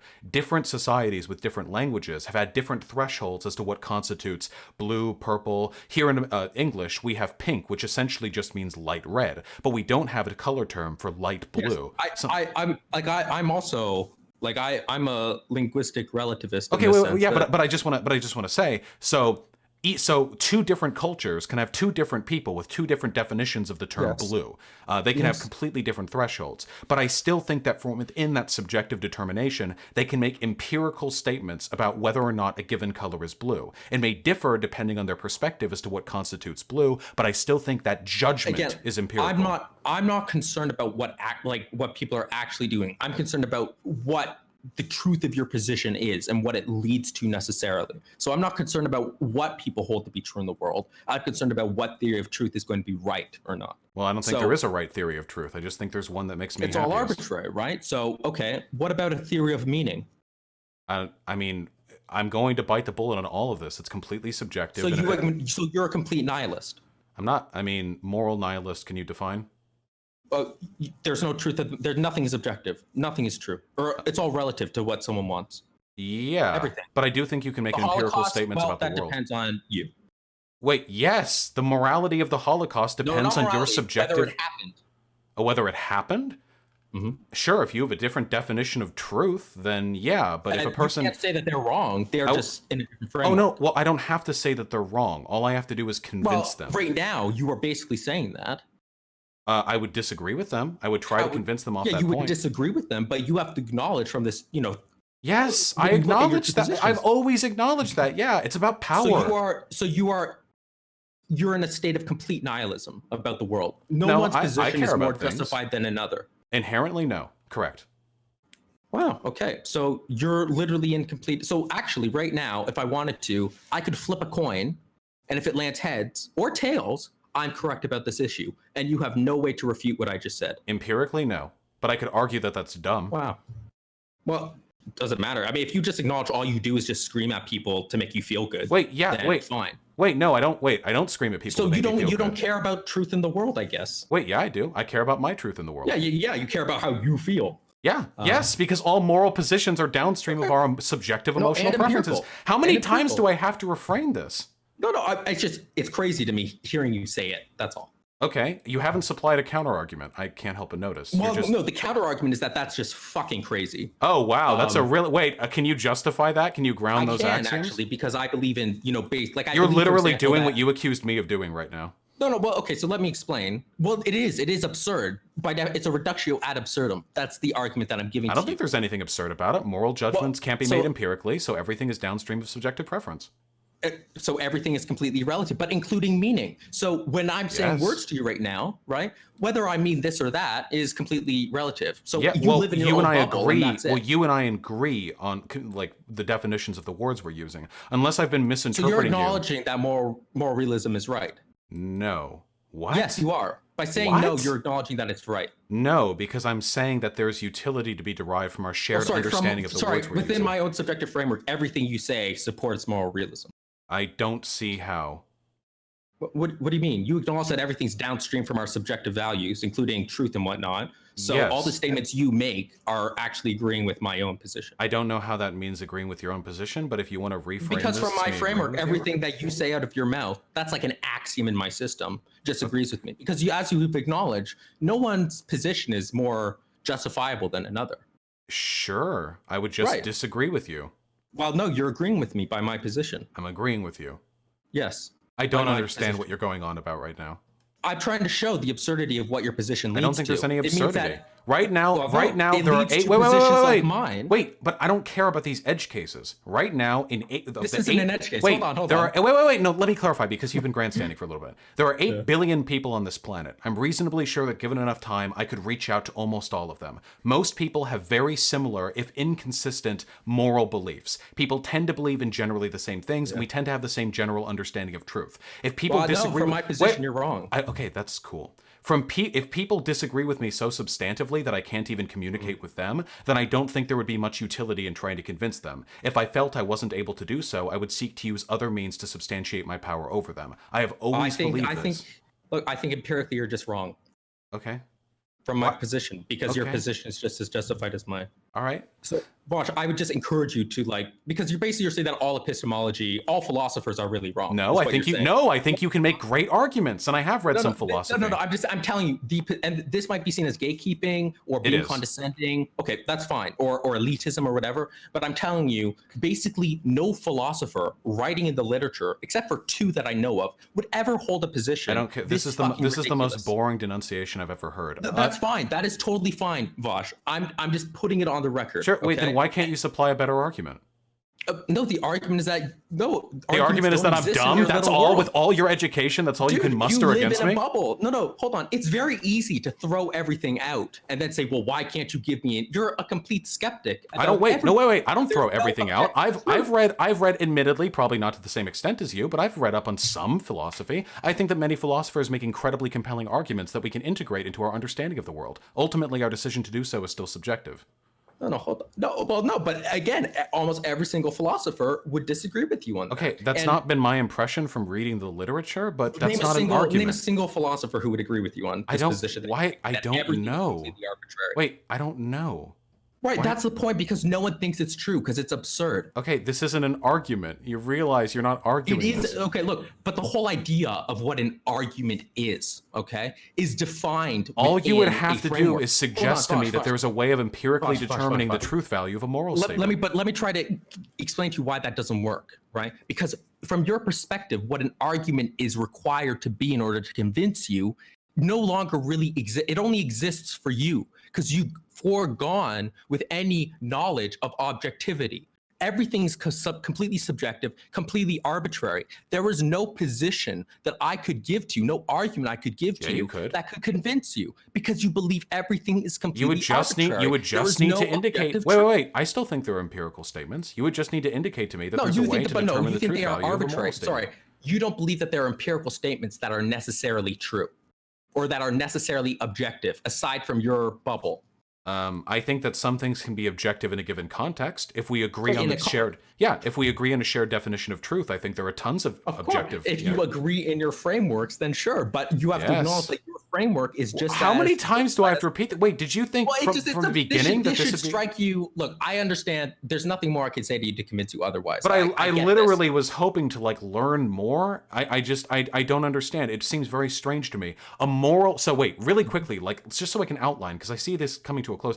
As far as I can understand, we're talking about moral positions, okay? So any positions. You've acknowledged that this applies to every position. I've said as long as you have a shared definition of truth. A shared definition. What is a shared definition? Like if you and I both agree that truth means something that can be empirically verified. How can you know that 2 people share the same definition? Probabilistically, you can look at their outcomes and see whether or not they seem to arrive at the same ones. Probabilistic is dependent on truth. Of course. Right? And if truth is relative, you can't use probability to then determine. No, I can say, hey, I think that truth means things are empirically verifiable. There's a rock on this table. Let me bring 100 people in and ask them where the rock is. Now I do it with another 100 people. And they all say a bunch of stuff, but you don't believe in objective meaning. It's all relative. So you can't actually know for certain that outside of your own world, that they are doing anything to inform your. No, if they say the rock's on the table, then I can generally understand that we're probably going to agree on empirical reality. Okay, I'm trying to explain. So do you want me to kill all the other people? I can if I want to. No. So a theory of meaning, because I'm trying to explain to you the absurdity in this. So a theory of meaning is a theory of what words mean, right? It's the basis of how we understand each other. So it is possible that I'm saying words to you that actually mean something completely different, right? It is possible that when I'm saying a word to someone, but it seems unlikely. Okay, hold on. But I'm just trying to explain to you what I mean by theory of meaning so that we're on the same page there. Okay. Right? Okay. But if you acknowledge, but meaning and what a thing means is dependent upon what is true. But if you've acknowledged that all truth is arbitrary and what a theory of truth is arbitrary, then so is meaning itself. So what a word means is now Of no longer course, something meaning objective is that we can determine. subjective. I have never heard the argument before that meaning is objective. Like there's a right way to interpret the universe. No, What a that's weird not thing. what I mean. That is Okay, not what I mean. wait. Okay, listen. My issue with this, like fundamentally, because I don't understand where you're coming from. I'm honestly, when I'm we're trying talking my about, best to explain it to you. Okay, but clearly not, because you're not resonating with me. What No, I don't look, understand is Vaughn, when I it comes to a genuinely believe moral that statement. if Wait, I okay, wait, bring really on quickly. any Wait, PhD really student, quickly. no one Really would be able quickly. to explain this to you. Really quickly. Okay, I don't think so. You're a very, very, very incompetent rhetorician. I can bring on 5 different PhDs if you want, and no one is going to be able to explain this to you. I promise you are not like the height of what philosophy has to offer. No. I am definitely not. There are people that are way better at explaining things than me. But this is the ultimate position you can, like, this is as extreme. I'm just trying to ask you a question. Can I ask you a question?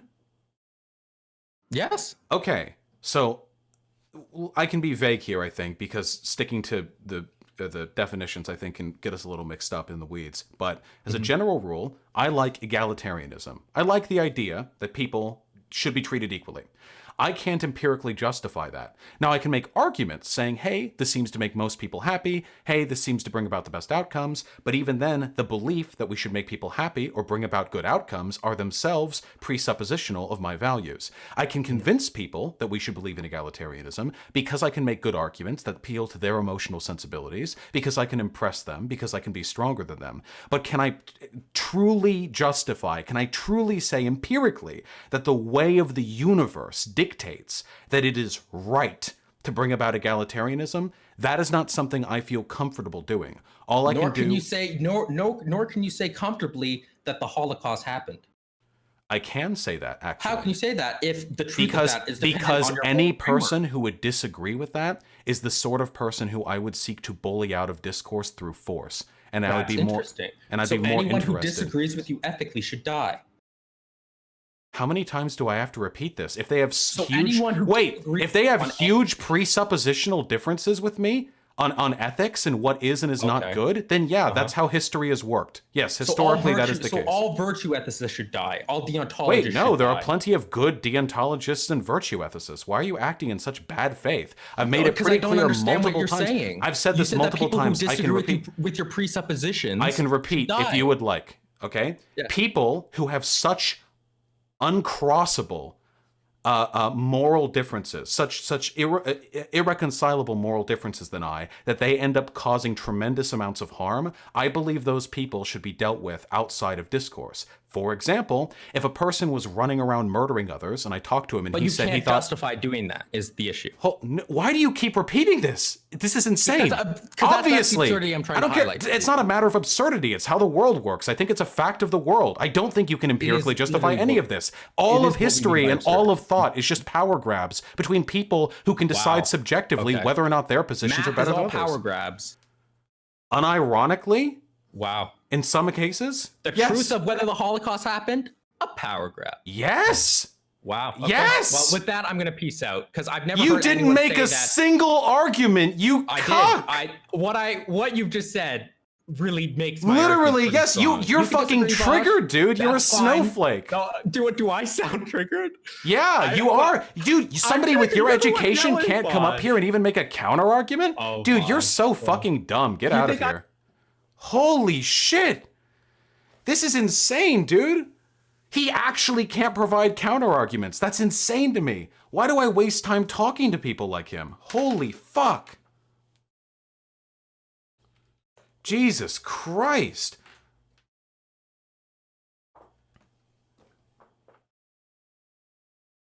Are you ready for the real meme? From my subjective philosophical position, I think that Rem should be deplatformed because he makes philosophy seem so insufferable that he's doing measurable harm to our ability to influence discourse. That's my hot take. Actually, platforming Rem is a moral wrong because he is that fucking insufferable.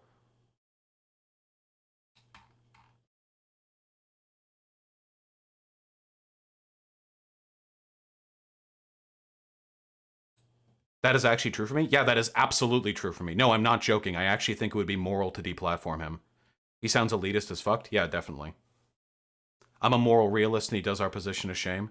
Yeah. Yeah, no, he's super fucking bad faith. But I just want to clarify, okay? I just want to clarify.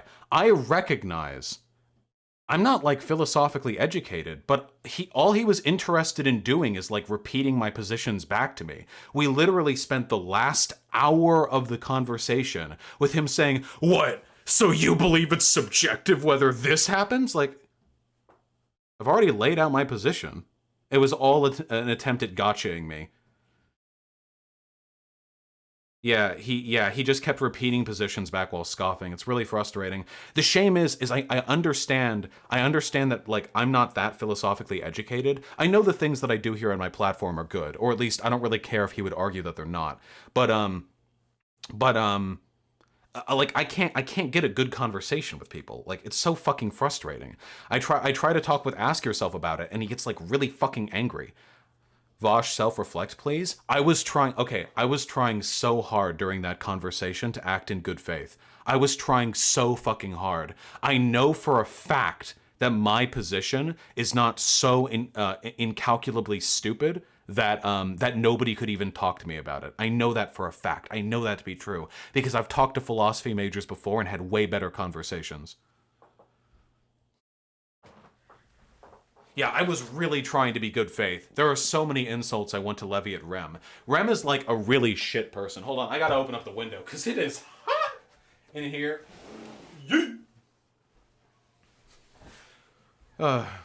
Your position as you described it was incoherent? I really don't think so. I don't know. He couldn't explain how it was incoherent.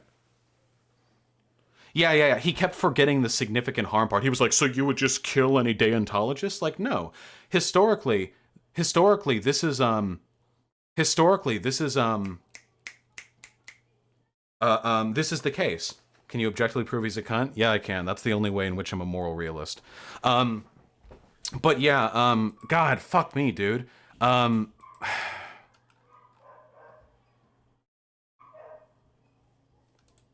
just, like, this is how it seems to be historically. Different tribes of people, different cultures. Okay, forget the fucking window then. Fuck that dog. Different groups of people, different, like, tribes of people. What's up? Can I be mad? Yeah, you can be mad. Okay. I hate philosophy. I hate it. It's boring already. I hate it, alright? I was willing, though, thinking maybe Rem would actually be able to explain stuff, because he's an undergrad, alright? Cool. Whatever, sociology undergrads. I feel you. Cool.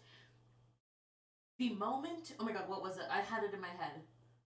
The moment you asked him what his position was, and he said, I'm not going to explain it, because that's not what I'm here to do, like lost everything for me, and that was pretty early on. And then when he fucking said you need an education to have a conversation about this, I cannot imagine another leftist being allowed to be so elitist without being like actively called out on Twitter or whatever. Like, I cannot believe he was unironically like, I know what I'm talking about, but you don't deserve to hear the explanation because you're not educated enough. Dude, holy shit, you call people out for being ableist, and then you fucking do shit like that? Fucking embarrassing. I cannot believe it, dude. Oh my god. This is what is wrong with philosophy dudes. Like, holy shit. True! Anyway. That was my ultimate bullet. I didn't get to use it, but I would say that if he kept telling me to read that he's actually ableist because I have ADHD and I have trouble reading for long periods of time, and philosophy textbooks are about as dry as they come. That was my kill shot. I didn't even get a chance. Rem gets like super triggered about ableism because he's autistic and he doesn't understand why his behavior makes everyone hate him, so he assumes that it all like is downstream of them being ableist. And it's not just because he's insufferable and there's no justification for it. But yeah, like fundamentally, like throughout history, it just seems to be the case. Like, this is how I understand history. Like, different cultures have different moral values historically. This used to be more the case back in the day. Like back, like say 1,000 years ago, you know? The Saxonites in England and the Nords up in the Scandinavian region and the Franks down in France and all these different people had very, very different moral values, very, very different ones with completely different like moral systems. You know what I mean? And when they get together and they like settle the antagonisms of their moral systems, they don't really like argue it epistemically. They just murder each other. I think that's a descriptive statement. That's how the world works. The world works when powerful people realize their moral will. And I don't think anyone can empirically justify that. All I can really do is argue, I think, basically, that my positions would make life better for a lot of you guys. Do you agree with that? Hypers if you agree with that. Do you believe progressive socialism and a long-term goal of the abolition of a state is a good way to bring about human happiness? Is that something you care about? And I want to see a if you're mad at a philosopher bro coming up to me and saying that I don't get to do that because I can't empirically define what happiness means. That's what I'm talking about. Fucking gatekeepers. I love doing everything in my power to try and positively influence people and give about good ideas. And then he jumps up here and he's like, well, hold on there, Vosh. You don't have an epistemic understanding of the empirical reality of the truth claims you argue for. So you're going to have to go back to class, bucko. Better take a YouTube break for 6 months. Like, get the fuck out of here. If he actually gave a shit about people being more philosophically considered in his positions, he would come on here and he would talk to me calmly and in good faith to try and move me in the proper position. But then again, he's not a consequentialist. He's a fucking degenerate deontologist. So he doesn't actually care about whether or not I'm doing good for the world. He just cares whether or not I meet his arbitrary threshold of philosophical education.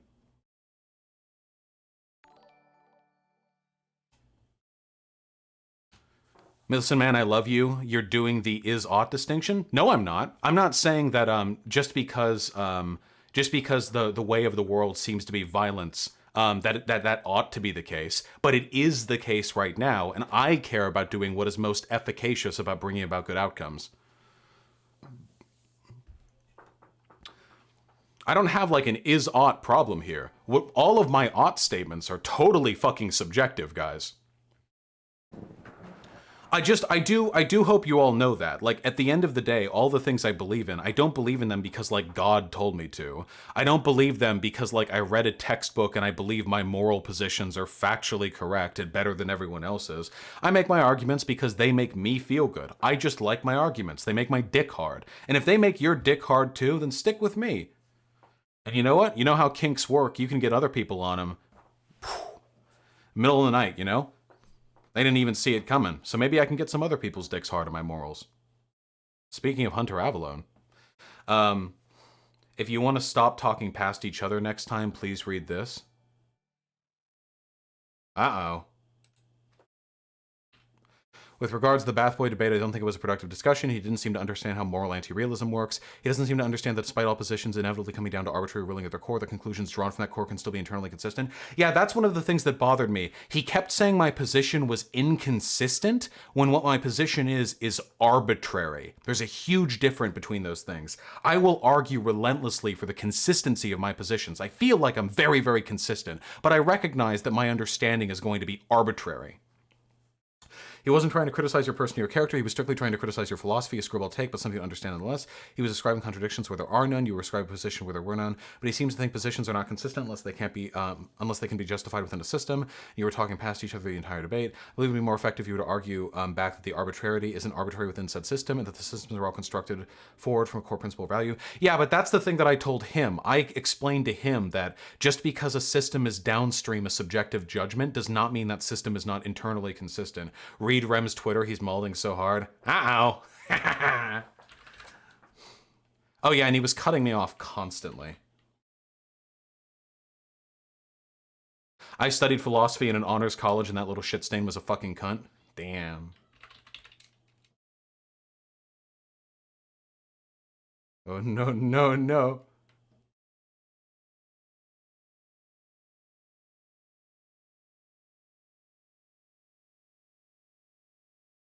Also, I'm not, like, gonna be super hard on this, but it's some bitch shit to complain about this. This is funny as fuck. Who gave him to the... Wait. Rem literally spent, like, a year and a half calling me, like, a rapist sexual predator. And I can come on here and try to have a good faith discussion with him, but I make jokes about how I'm just going to be mean to him, and he cries about it like a bitch. This is literally the guy who was calling me like a rapist, sexual predator, assaulter, whatever. But I'm okay with having a discussion because I care about the ideas.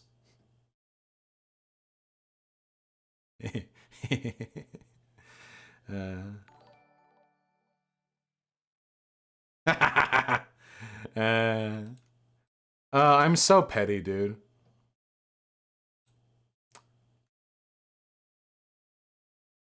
Whether the Holocaust actually occurred in the world depends on the most powerful people think or did or not. How is this absurd? Yeah. No shit. If people have a different definition of truth that just applies to what they believe is true, then yeah. Our understanding of how history existed is process. No shit. What the fuck? There are literally religious cultures that have different understandings of historical interpretation than what we have. He doesn't even answer.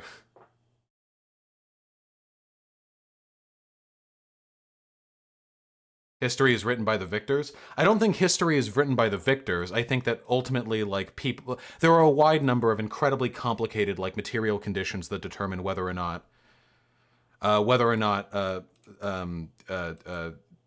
history gets written to the favor of one group or another. Anyway, I didn't read the top reply. Yeah, the 2 + 2 = 4 argument isn't objective either. After all, our base counting system is completely arbitrary. You guys realize binary is base too. 0, 1, 0, 0, 1, 0, 0, 0, 1, 0, 1, 1, 0. That's all binary. Our base 10 counting system works for us because we arbitrarily decided on it. It's entirely possible for there to be a mathematical system where 2 + 2 does equal 5. I shouldn't have even let him get away with that. That's empirically false. Not even mathematics is completely free of subjective interpretation. Ah! God damn it. I'm not fucking used to dealing with dipshits like this. I discuss sociology and political theory, okay? I'm not used to having to deal with fucking nonsense, fucking bad faith. Rem is still more philosophically educated than I am, but fuck me, dude. I knew plenty of people in my sociology department who couldn't explain their way out of a wet paper bag. Just having a fucking interest in the field does not mean you are going to be able to explain it or understand it.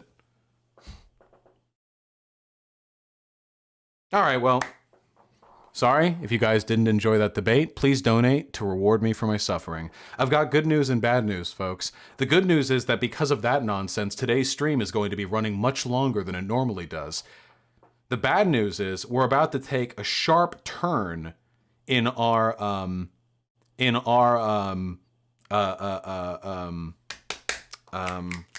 level of Bloodsports. We are still going to be talking about Corbin's betrayal and Hunter Avalone. Those are still on the table. However, I have a discussion scheduled at 1. Who here is familiar with the Wet'suwet'en conflict going on right now in Canada? Who here is aware? Some of you are. So here's my bid, okay? I know you stupid fucking bloodthirsty degenerates have a tendency to leave conversations that I have when they're in good faith and not like super contentious arguments. I love and respect you. Also, fuck you. This person has a lot of knowledge on the subject. I'm gonna be talking with them for a time, and then we get to go to the Hunter Avalone stuff and then the Corbin stuff. And then I'll be reading donations. I'll do my best. You pronounced it so wrong? Better fucking get her on to explain the proper pronunciation to me, huh? Let's do our best. I am so warm, but the dog is barking outside. I'm going to kill myself. I'm so fucking warm. Holy shit. I'm so fucking warm.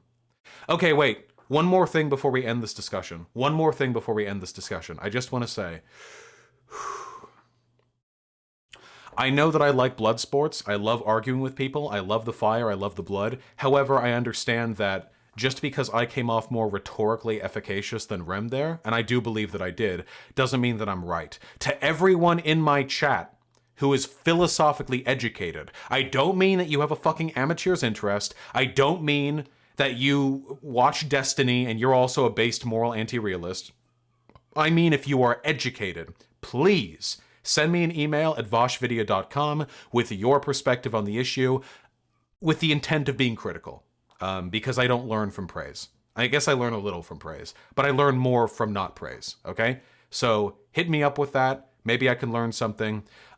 Keep in mind, and I really want you fuckers to remember this, my positions would be easier to argue for if I was a moral realist. Most people operate on the presumption that there is a true moral statement or a true moral value to the world. I don't. But if I did, it would make it easier for me to argue with other people because I wouldn't have to reduce everything back to the inherent subjectivity of moral truth every time. So when I take my system of moral anti-realism, I'm not doing it because it is convenient for me or because I'm lazy. It's because it's just that seems to be a fact of the world, that there are no concrete empirical moral statements. That seems to be the case. So, yeah. So anyway, let me know. Just email me. I'd love to read up on it. Maybe I can educate myself a little bit better because I do not think that Rem is capable of ameliorating my misunderstanding there. And also, I do want to say, fuck me. I didn't even get the fucking answer to the question I wanted. Why the fuck is it okay to demand people boycott animal products, but not other unethical commodities? I thought this was my chance to get an answer to that, but I didn't. Nobody answered me that. Is it a threshold thing? Is it because the meat industry hurts more than the consumption of other commodities? Is it because of social normalization? Is it because you need a shirt to exist in society, but you don't need meat? What is it? What's the answer? I have counter arguments to all these answers, but what is it? What is it? I don't know. No one's telling me. I thought he was going to answer, and after an hour of dodging, he didn't fucking answer. He was making fun of me for the inconsistency in my position, and then I ask him and he's like, well, I don't have a solution to it. The fuck? You're a fucking philosophy major. All right, okay, all right, okay, all right. I'm gonna go pee, then the wet sweating conflict, okay? I'll be right back.